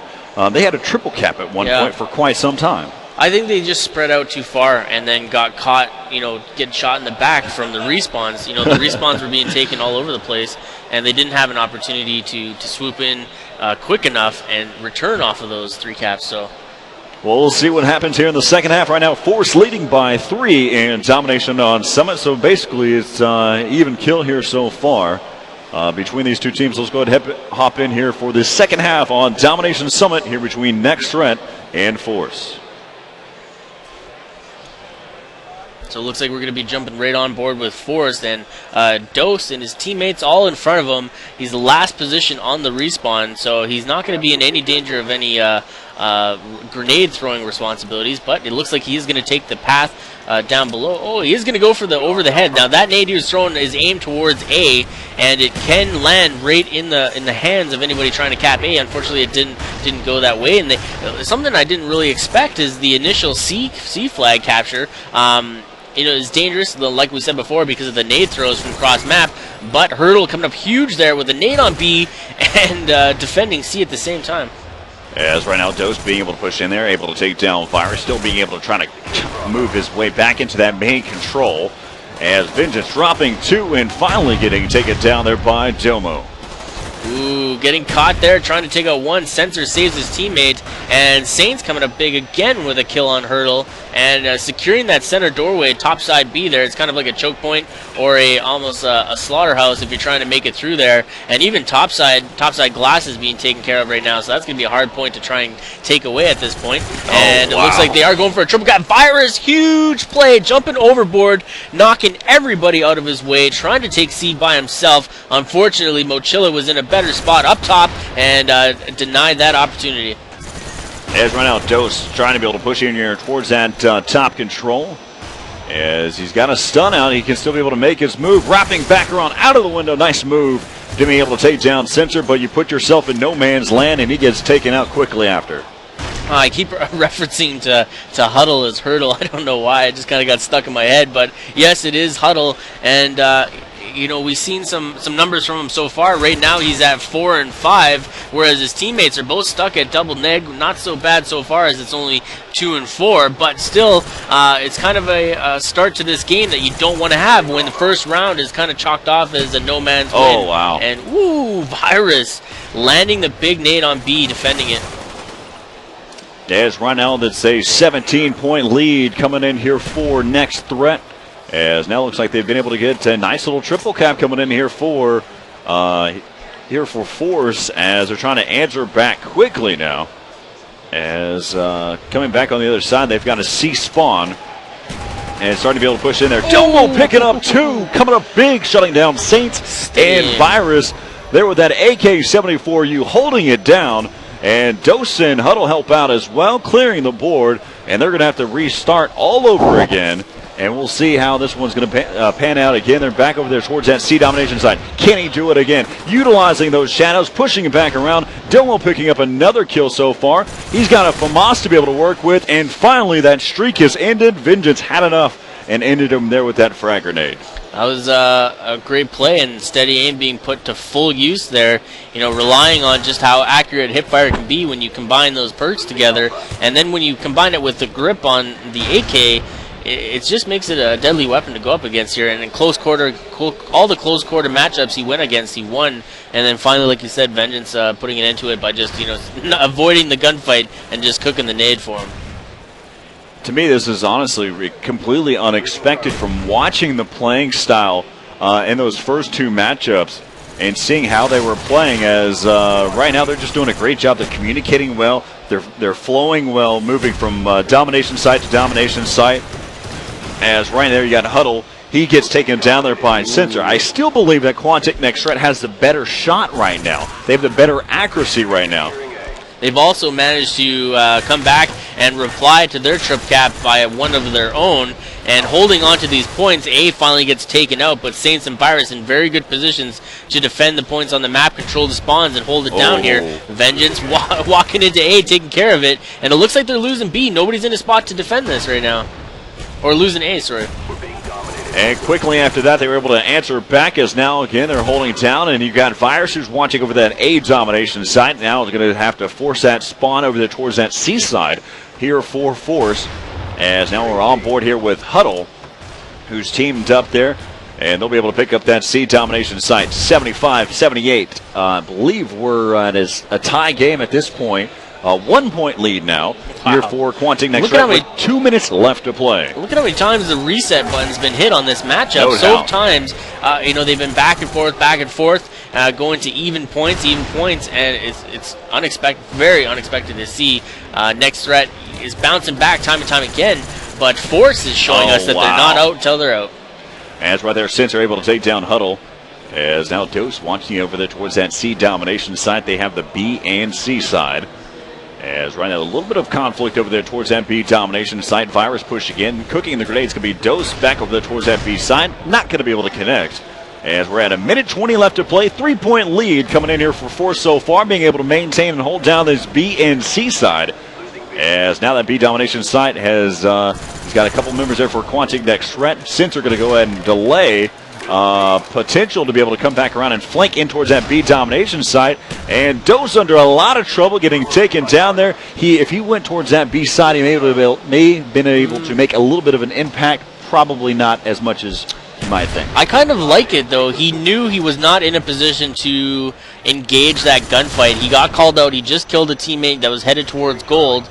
I think he did the right thing by not challenging that fight and just trying to take A. However, he should have been in a better position to watch for the respawns already on that direction. Agreed. As 30 seconds left to play, and we've got a 12-point lead here in the second half coming in here for Quantic Next Threat. So they've got a 9-point lead overall. Make that a 10-point lead as things are starting to wind down. This game is going to go here to Quantic Next Threat, but you got to give it up to Force there at the end part of that game as they were able to keep it tight. Like you said, they hit the reset button several times throughout that game. As Quantic Next Threat takes this series 3-0, is this going to be a trend for the rest of tonight? Hey, if teams are this prepared against the opposition right now, that's just going to show us that these later matches for tomorrow are going to be that much more entertaining. With these 3 sweeps so far, all we're seeing is that some teams are just more prepared. And, with the shots of Next Threat right now and just how pinpoint accurate they were and their setups especially, I was so impressed at their CTF gameplay and how well their formations went down and how well that they defended their flag runners on the way back. It was really good to watch. I enjoyed it fully, and as much as these 3 sweeps are hard for the opposition, they're very entertaining for some people to watch. So we've got more and more to go on for tonight. And what's the next matchup? Next matchup is going to be Eon Optic Gaming going up against Influence. This is the matchup that out of all of ours so far, other than the Envy versus Quantic Next Threat. As you can see right there, you've a quick little flash. Yep. We wanted to give you an idea, glimpse. Teaser. Subliminal messaging, if you will. But just for those of you that actually really do care, they're coming up at 8 o'clock Eastern Time. Eon Optic Gaming going up against Influence, and then following that with Eon Envy going up against Quantic Next Threat. And then following up and closing out the night is going to be Quantic Leverage going up against Obey Pro at 10:30 p.m. Eastern. So for those of you that want to call it a late night here on Friday night here in Raleigh, North Carolina, that's how you do it. That's going to be another great matchup to watch as well. Mm-hmm. So lots of gameplay to still go on, and make sure you are tuning in and buying that HD Pass, the gold membership that allows you to see some extras. The behind the scenes while everybody else gets to view commercials, you get to view and see what all the audience is seeing, and it's definitely a better way to view the stream in that HD format. So hope you do that. And so right now, again, the Final score there was 3-0 overall throughout the series there between these two teams, between Quantic Next Threat and Force. So let's get a little bit better of an insight there with Zach, who's down there with Saints. I'm here with Saints, the new member to Quantic Next Threat. You guys pulled out the 3-0. Anyways, let's backtrack, though. You're new to the team. What do you bring to this team? Extra slaying power, because Virus and Vengeance are already like great slayers. We have like amazing slaying power. That's what's making us really dominant. So we're starting off real good, so that's always a good start. Definitely. So Raleigh was just like a month ago. Talk about your practice regimen a little bit. How did you guys practice a lot coming into this event, or what? Yeah, we came prepared to this event. We practiced a lot, but Center has football, and we took the day off, the last day of scrimming off until all of us left to Raleigh, because we felt that we needed a break, and it seems like it turned out pretty well. So. Totally. And last question: who else in your pool could be a next threat? All puns aside, who else do you see as a threat? Envious. They're a good team. They've always been looking real good, so they have good players on their team. So looking forward to playing them later tonight. All right, well, thanks, man. Best of luck in the rest of the tournament. And, guys, back to you. All right, so thanks a lot, Zach, down there with Saints. Kind of got a little idea of what's to come, what they want out of this pool. Yeah. And but coming up next, we've got Eon Optic Gaming going up against Influence. One of the matchups that I've been looking forward to seeing so far throughout here for today. And maybe even catch a glimpse. Maybe we won't even see a 3-0 run again. I don't know about that. It's going to be hard. The trend's already been set. They got to live up to expectations. People were expecting 3-0 sweep. They got to deliver. If that's what you want, let's go ahead. I'm really focusing a lot on this Twitter. I like this whole community aspect. Yeah, you've been diving into Twitter lately. It's nice to see. Hey, man, Communicating. Got to be part of the community properly. Yep. So you got to jump on those bandwagons. So, like we said earlier on, we got Eon Optic. Yeah, trendsetter. I'm a trendsetter. Trendsetter and T-shirt maker. One day. So, like we said earlier, the matchups later on tonight: Eon Optic Gaming versus Influence. So, Influence picked up some new people this past game. They didn't drop Saints, but Saints and Solo. Maybe it was a trade off. So acquisitions being made. Solo was part of Twisted Method at Anaheim. Felt that he could be better used on Influence or whatever, and I'd like to maybe talk to him later on, see how this matchup, or see what his choices were, see why he was brought on board with Influence. Influence has always been a strong team name in the community, and it just seems like now they're working their way back in and trying to make something happen. It's been some time since we've really seen Influence at their top potential, where they were, but it's always, like you said, I like having multiple teams at their top potential. And again, I'm happy that you brought it up, because I completely forgot about mentioning it, saying that Call of Duty is at its infantile stages back in Dallas, and how things have started to develop and grow, and see where it's come from and where we're getting at now. And it's great. Things have really blossomed, if you will. Yeah, good work. But coming up here at 8 o'clock p.m. Eastern. So for those of you that are Central, my time, that's 7 p.m., as well as those of you on the West Coast, that is at 5 p.m. We got Eon Optic Gaming going up against Influence here in just a moment. And remember, those predictions, send them out. Let us know, and we'll give you our own little post coming up here at 8 o'clock. We'll be right back for the Call of Duty Black Ops stream here in just a moment. Welcome back, everybody. We got Optic Gaming and Influence coming up soon. But before that, I got Rambo. How you doing, dude? I'm pretty good right now. Optic Gaming plays third at the first event, first at the second event, third at the third event. There's a pattern there. Are we saying first this event or what? Looking forward to it. Looking forward to it. Good to hear. So Anaheim was only, a month ago. What have you done since then?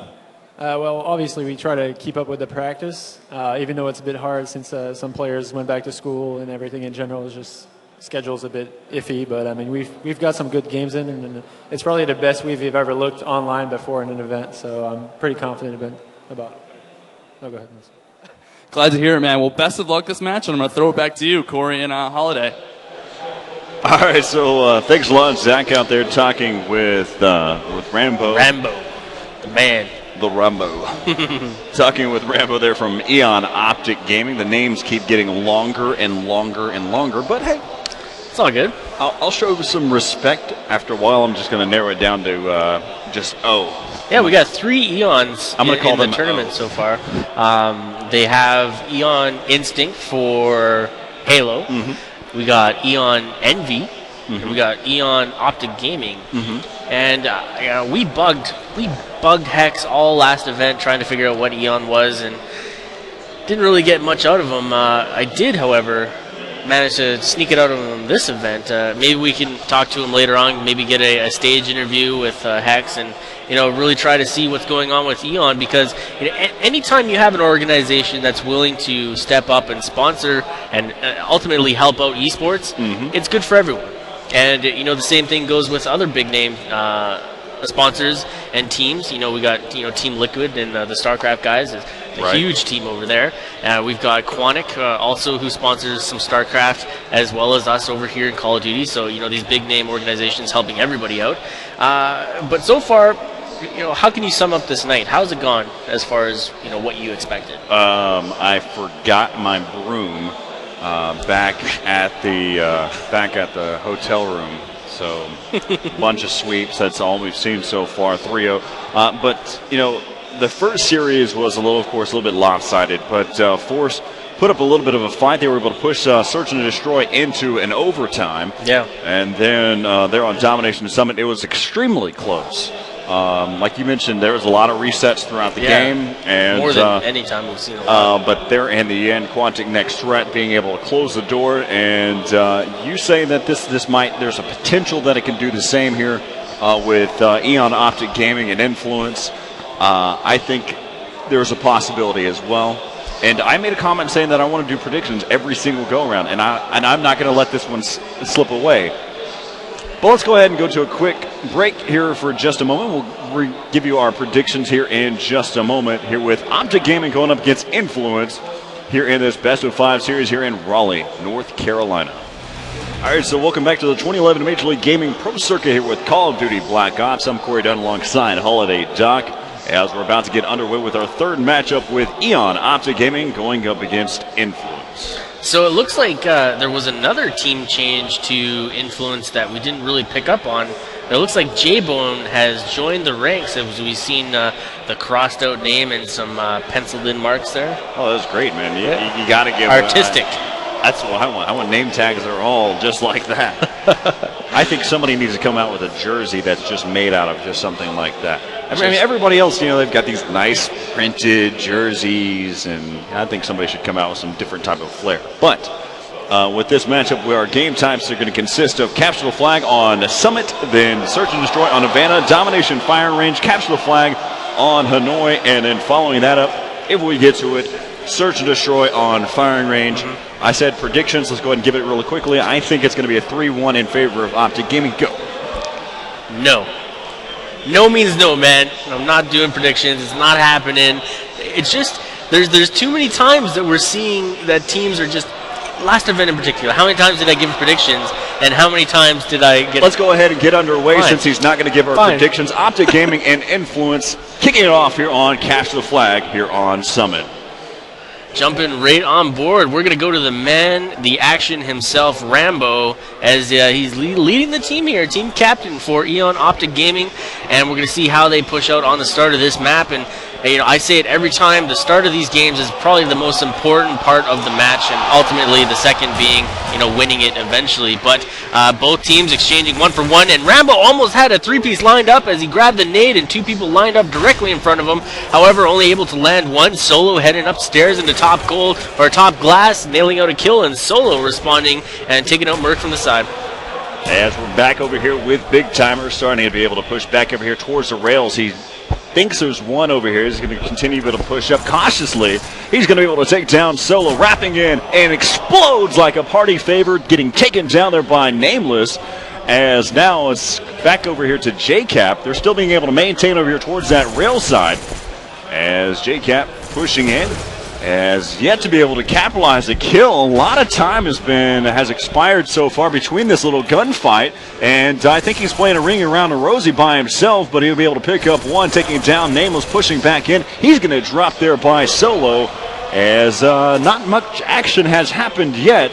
I haven't even seen a flagpole yet. No flagpoles on either side of the map. That kind of means that this is an even matchup. There's been one flagpole because there's a return there from Merc. Yeah, there you go. So one flagpole, but it seems both teams are getting caught in the middle of the map, both exchanging halfway through their respawn routes, and that's going to lead for a very even game. So far, we're seeing JCap now pushing up over into the barrel side or on the far side. He did get called out. They've got some nice stuns on him, holding him off, and ultimately he's got to wait up here and wait for his team to back him up if he wants to try and pull his flag. He's going to go ahead here through that generator room. He knows that one's over back there. He's going to go and try to be able to push in there by himself. And we'll talk a little bit more about you just motioned for. It's one of the things that I talked to JCap about for probably about 15 minutes. And that's his switching back and forth between his gun. And it has caught him so many times, as you can see right now. Exactly what he's doing. Yeah. Ooh, Rambo coming up big there, defending his own flag run as he was working his way back. Somebody positioned on the right side or left side rails and was trying to wait for him, but Rambo picked up on it nicely, grabbing the kill, and they've defended this flag run very, very nicely. You know, been covered all the spots, but the last couple seconds there, J-Bone was able to land the kill, but so much support means that he just had to rally it in, and ultimately first flag cap goes to Optic. Optic doing a great job being able to rally up and be able to pull that flag and make the move over there. I believe that was towards Summit side. And to be able to get that flag cap 1-0 so far. 2 minutes and 20 seconds left to play here in the first half. As we're on board here with Merc. Merc with that AK-74U trying to be able to make a shot. Almost connects, but he's got some teamwork coming in there from JCap. As now we're back over here still watching. He's going to start to push over here towards the high ground. Yeah, pushing up to this point is very crucial.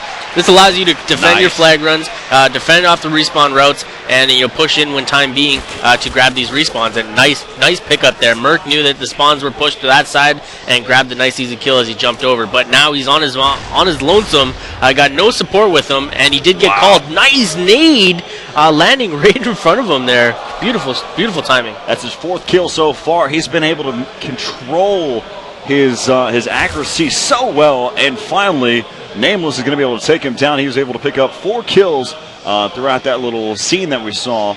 As now we're going to be back over here with JCap here from Optic Gaming. Again, Optic leading this one by 1 as he starts to be able to push back in, able to take down Nameless, pushing in. He's going to get caught off guard, and I'm usually... Somebody's got to take that boy's Y button out and not let him use it anymore. I'm just going to go over to his controller. I'm going to open it up. I'm going to take out the ability to press it. I think that solve it. It count as an MLG mod, but we'll let it fly if it helps the case. Yeah, I don't know if you guys are catching that on the stream as well as we are here at the event, but the YYs are so persistent that they are delaying him on the reaction time as well as his accuracy pulling up on the kills. Unfortunately, we've got his other teammates here pushing in. Merc is doing really well. Merc has been pushing spawn and pushing this right-hand side very consistently, time and time again. Not only is he making his way this far, but he's holding off the opposite side, respawning. They're forced to back up, forced to put on the brakes, and not able to move out in the middle part of the map, which they'd like to do and try to even up the scoreboard. As right now you got Merc trying to be able to get a long range there with that AK-74U. It's got 15 seconds left here in the round. Let's go ahead and take a look there. Pluto able to get a flag pull, starting to be able to make his move, and there's some cover there, and Pluto still on the run. As Nameless able to drop 2, still trying to be able to make his way back over there towards his own spawn, and he's not making it in time. And so 1-0 is going to be the first half score in favor of Optic here over Influence. But let's go ahead and talk a little bit about what JCap is doing. If we can get the chance, I want to sit there and look at how JCap holds the controller. Yeah. Maybe we can get our remote cam guy to maybe go take a look. That's what I'm thinking. If our producer can sit here and pay attention enough to be able to know that. But one of the things that I want to look at is I come from that PC world, and I want somebody to clarify for me. I believe it's like the claw on how he's holding it, because his index finger is wrapped around, and that's what his tapping is coming in from. Yeah, ultimately it's like the nervous twitch. Right. And he does it just to maybe keep his hands fresh, keep the momentum fresh, and make sure that he's not pausing up and his reaction times are staying active. But it's landing down to catching him off guard more often than not. So if he can have his nervous twitch, then I'm going to have mine. I'm going to keep this pin and I'm going to click it the entire time. I will. Is that okay with you? I will remove your fingers. It can't be okay, because it just cannot happen. You can't have something like that nervous twitch get to you. He's a great player. Oh, yeah. But it's caught him so many times, and I know right now the score is all tied up at 1. I know we're getting on a rant here, and I said I wouldn't get on a soapbox. This is a different soapbox, so I'm allowed to have multiple soapboxes as long as it's not the same one. Gotcha. As right now, we're all on board here with Nameless. Ooh, Nameless three-piece! So far been able to pick up 3, starting to be able to hold down this main control, pushing up there through mid. And decides to go through that A domination site, as he's hasn't been contested yet. Able to take down Rambo. That's his 4th consecutive, and he'll finally be able to get taken down there by JCap. Yeah, both teams doing very well on this one side of the map. It seems like the difficult part is their opposite sides. So, how much does this play in effect to their strategies on each sides of the maps? Can they knock out more flags on one side and just try to defend on their less active side, or the short side? Either way, they've got something to do here. It's tied up. Overtime, as we've seen beforehand, is pretty much anybody's game. It comes down to who puts out the first mistake, and then the other team simply just capitalizes on it. But whenever we go to an overtime CTF game, it does get difficult, because you have to worry about those solid defenders in the back of bases. And on this map in particular, I can tell you that it's one of the most frustrating circumstances to ever go up against. On the bottom side of the spawn, A side, there's that back building that you always have to worry about somebody camping in. Solo's headed up in that direction now, so he's got to be careful that somebody's not hiding, just waiting for him to grab flag. And I can tell you, overtime is not the way to go. As again, now we're back over here with Solo. Solo spots 1. He's under a lot of cone fire, going to get taken down there by Rambo. 2 minutes left to play here in regulation here for capture flag here on Summit.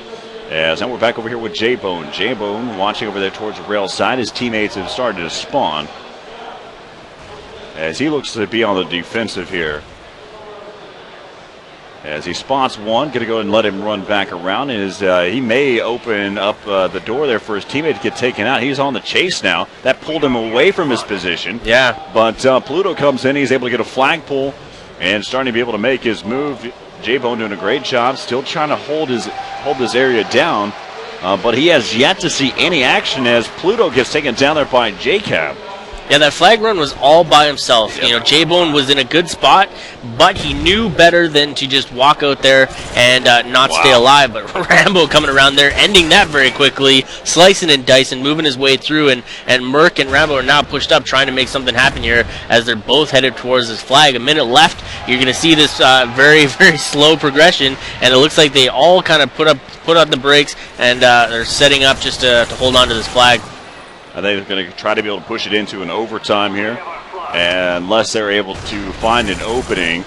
As Solo now starting to be able to push up here through that mid area, he was able to take out Big Timer, and knowing he doesn't want to do a solo, he's going to go and wait for his team. Wraps back around, wasting some time. Nice shot there into JCap, and he's going to get taken down there by Merc. He was over there towards that generator side. 3 down right now, 26 seconds left. They have time to grab flag, but I don't think anybody's in a position to make anything happen over on that side. It's too bad, just caught out of place, but J-Bone now just kind of waiting. They headed over all the way through that Summit side. They've got 10 seconds to try to be able to get a cap, but J-Bone's going to go ahead and get a counter pull, and so this round will go into an overtime here between Optic Gaming and Influence, and so right there they were able to just maintain and hold off there, and that's going to push us off into an overtime. For those of you that are this is your first time here on the Call of Duty Black Ops stream, Holiday Doc's going to go ahead and explain it for you. So basically, when you go into overtime, granted you don't really want to go into overtime on CTF, but if you're forced to do it, it's almost like a race. Whoever can capture the first flag and bring it back, that time's recorded. The other team has an opportunity to switch sides and try to beat that time. However, there's a catch. If the first team who capped the flag also caps the second flag, it's an instant win. Can't do it any better than that. I now am well informed on how capture the flag works for Call of Duty Black Ops in overtime, and that's going to bring us into this matchup. And so far, we were talking about whether these sweeps would continue. If this is any sign of what's to come, then we're definitely not going to see a sweep here. No, it's kind of unexpected. Influence is a good team, but going up against Eon Optic Gaming, it's kind of like, well, who do you put the smart money on? So. I honestly, I'm a big fan of Nameless. Nameless is actually one of those that I'm really I'm a fan of, that I like to watch and everything like that. But I've been talking about what's been going on, how to keep within the community. Make sure you check out our Facebook at MLG Pro, and then also MLG on Twitter as well, and then Team Liquid /MLG. All across the board, different types of social avenues to be able to get in touch. But let's go ahead and hop back into it. Capture the flag, overtime here with Influence and Optic Gaming here in the first game time of this best-of-5 series. Yeah, and now we're going to have to go and watch and see how both teams react to the defensive positioning that's going to take place here. Granted, they might not do it, but on a trend base, both teams faced on defense on this side play very, very heavy defense, or at least with one player at the back part of the map. And 3 down right now. 3 go down for Eon Optic Gaming. That's a bad spot to be in. Good thing Merc's last man alive, and kind of references when Merc goes down, you lose a round, but Merc's alive. Merc's alive, so he kind of saved the day. So caught me off guard with that one. As right now, you got 2 down. Therefore, Influences right now. You've got JCap, who's going to get taken out there by Pluto. Another 3 down, and last man alive this time is Big Timer. Big Timer's left to defend this flag, hold on to it, and he does just that as Pluto tried to swoop in, denied that opportunity, but then JCap swooped in, took out Solo, and JCap's last man waiting for those spawns. Nameless and his team continuously pushing for this flag, and Optic is denying that every time so far. So what we're seeing now is just solid defense from Team Optic right now. As right now, again, like you said, you've got Merc, who's back over in his own spawn, playing some great defense so far. Taking down Pluto, leaves his backside open to Solo. As now he's got his teammate JCap trying to be able to slow him down. He's going to go ahead and push over here towards that C domination side. He's got 2 to worry about. One of them is right there. He's got his teammate now wrapping back around. Merc able to take down Solo. JCap into Nameless. Flag is down. They're going to go ahead and return that flag. And JCap getting taken down there by Pluto. 3 are out there for Influence. And Optic not yet, hasn't really tried to push up just yet. They've got a couple members pushed over in towards their spawn. But Big Timer getting taken out there. Yeah, no flag grabs from Optic yet. However, the opposite team, Influence, has 3, but all denied. So you can say that they're not putting enough pressure, but they're having to deal with all these flag pushes or flag attempts right now. So their focus is kind of just sitting in the back of their base so far. Well, I think the main focus is having Merc back over in their own spawn, playing extremely defensive, and then having other members kind of fill in those gaps. As right there, Big Timer under a lot of gunfire is going to go ahead and fall back over there towards the summit side. Solo's going to get dropped there by Merc again, who's back in their spawn and holding it down and making sure that they're unable to get out of the spawn. They've got numerous flag pulls, but yet to be able to get out of that spawn. Pluto almost turning on Big Timer. Big Timer got the first couple shots. Pluto swooping around, and it was kind of a mixed exchange there, holding on to the kill using the Spectre. And you can always tell people's frustrations by how many times they swap their weapon kit throughout the game, and I think that's Pluto's 3rd swap out. So he's not happy with how things are going. And now we see a first flag flag grab by Optic as JCap moved in, grabbed flag, moved up on the rail side, and he does have a teammate. Rambo and Merc grabbing kills. Nameless responding by 2 of his own. turning around. JCap Great responding, great awareness and map control there, and now he's going to be contested up front here. He's got to watch out, make sure nobody's on the side, but 137 officially, I think that was a pretty good mark. That's what I got on it as well. So now when we move over, Influence has to grab the flag in with a minute and 37 or less left back on the board. So it's going to be a pretty hard challenge to meet. Optic now has the better defensive side, with the back white building and the barrel or the big container. There's lots of movement for defensive players to move around in and kind of keep people off guard and keep them guessing. And ultimately, if you can frustrate the other team enough, they're going to start playing a little bit more sloppy, and you're gonna pull out the win there.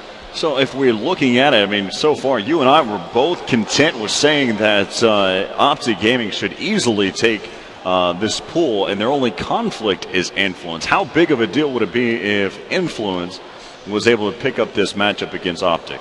It would be probably the biggest upset we've seen in 3 of these MLG events. I'm not discrediting how good Influence is, but nobody expects Optic to come into their first matchup and on main stage and not come out the victor, right? So you're right about that. I'm in agreement with something along those lines. But we look at it right now. 3 minutes and 23 seconds is the time frame that they have to get a flag cap there for Influence. So you're looking at the timer in your bottom left-hand corner. You're going to be looking at a minute 37 is that marker that you're going to be on the lookout for. We're in the overtime here for Capture the Flag in the second half here with Optic Gaming and Influence in this best-of-5 series as we hop on board back into CCF here on Summit.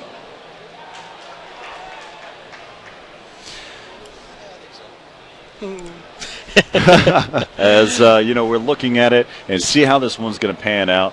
Merck did a great job back in his spawn and playing very defensive, just holding down, and I think that's what really did it. You mentioned that you had Influence. They had numerous pulls. I think at the end they had 4 pulls, but they were unable to capitalize because somebody was back there playing defensive, and they were unable to get out of that spawn.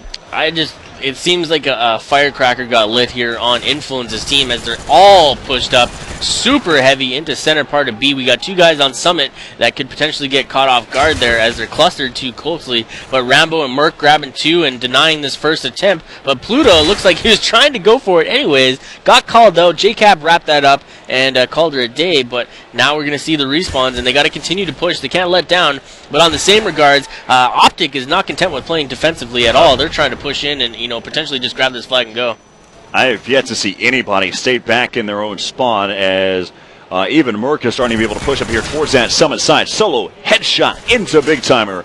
Rambo going to be able to answer back quickly. Nameless on the chase as he's going after Rambo. And Nameless spams but gets taken down there by Rambo. Almost able to connect as now Solo heading over here towards that Summit side. Trying to be on the lookout here for Merc. Merc just on the other side of the corner. He's going to get taken down there. And Nameless is going to try to be able to push up in here as well, but Merc has been able to push back up into that main control as it's just been a kill for kill back and forth as there's 2 minutes left for something to happen here for Influence. Not much time to work with now but this may be that opening that they're looking for. Ooh, that was almost a sloppy play there, but Rambo coming up and saving the day, making his way back through there, and then getting taken out from Solo, who's in top glass. And Merc responds to that one himself. I think he got a glimpse of the guy headed down center of the cut there. So hopefully they're in position to grab it. And it looks like Big Timer was doing just that. Exchanging with somebody top glass again is J-Bone. J-Bone's a last-minute pickup. I know he's been having a lot of troubles lately trying to find a team. And it looks like Influence could potentially be that team that he's going to do well and gel with. As right now, J-Bone try to be able to move in here. He's going to try to be able to get a pull. He's going to get taken down there by Merc. Merc back on the defensive now.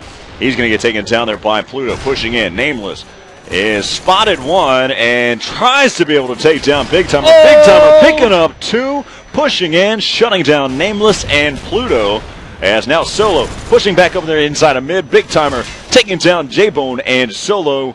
And the 2 pieces are just coming in with ease here in this latter part of the round. As now it's got 2 minutes and 16 seconds left to play here in the half. So we're looking at a 45-second mark roughly left here for Influence to be able to make their move. As now we're just going back and forth. It looks as if we've got Optic Gaming playing a little bit more defensive so far. They're still pushing up, trying to get a little bit out of spawn, but they're still playing a little bit more passive here.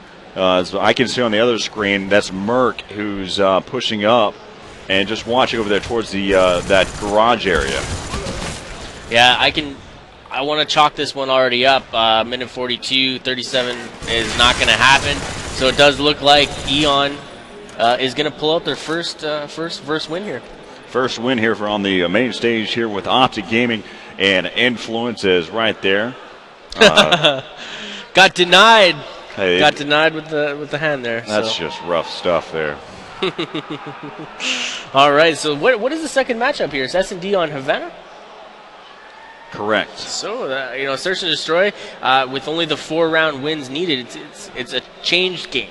Already I can notice some difference in play, much more defensively on the defense sides, but we're going to cut to that right after this quick commercial break. And if you buy that HD pass, you don't have to watch a commercial. That's right. If you have that HD pass, that membership, you won't have to even worry about any of these commercials that come on here. And you also, HD, come on now, I'll take that. You can rewind, go back, and yeah. So stick around as we'll be right back here in Raleigh, North Carolina with myself, Corey, alongside Holiday Doc, as we'll be right back here in just a moment. All right, so welcome back here to Raleigh, North Carolina with myself, Corey, alongside Holiday Doc here at the 2011 Major League Gaming Pro Circuit here for Call of Duty Black Ops. Optic Gaming going up against Influence here on the main stage here on the first day, here on Friday, the pool play day. The pool play day? The pool play day. So right now, our next matchup is going to be on Search and Destroy on Havana. As we'll take a look here. One of the things that I've noticed here at this event is some of the different types of boosts that we've seen come into play. Mad Cat's one of them. They're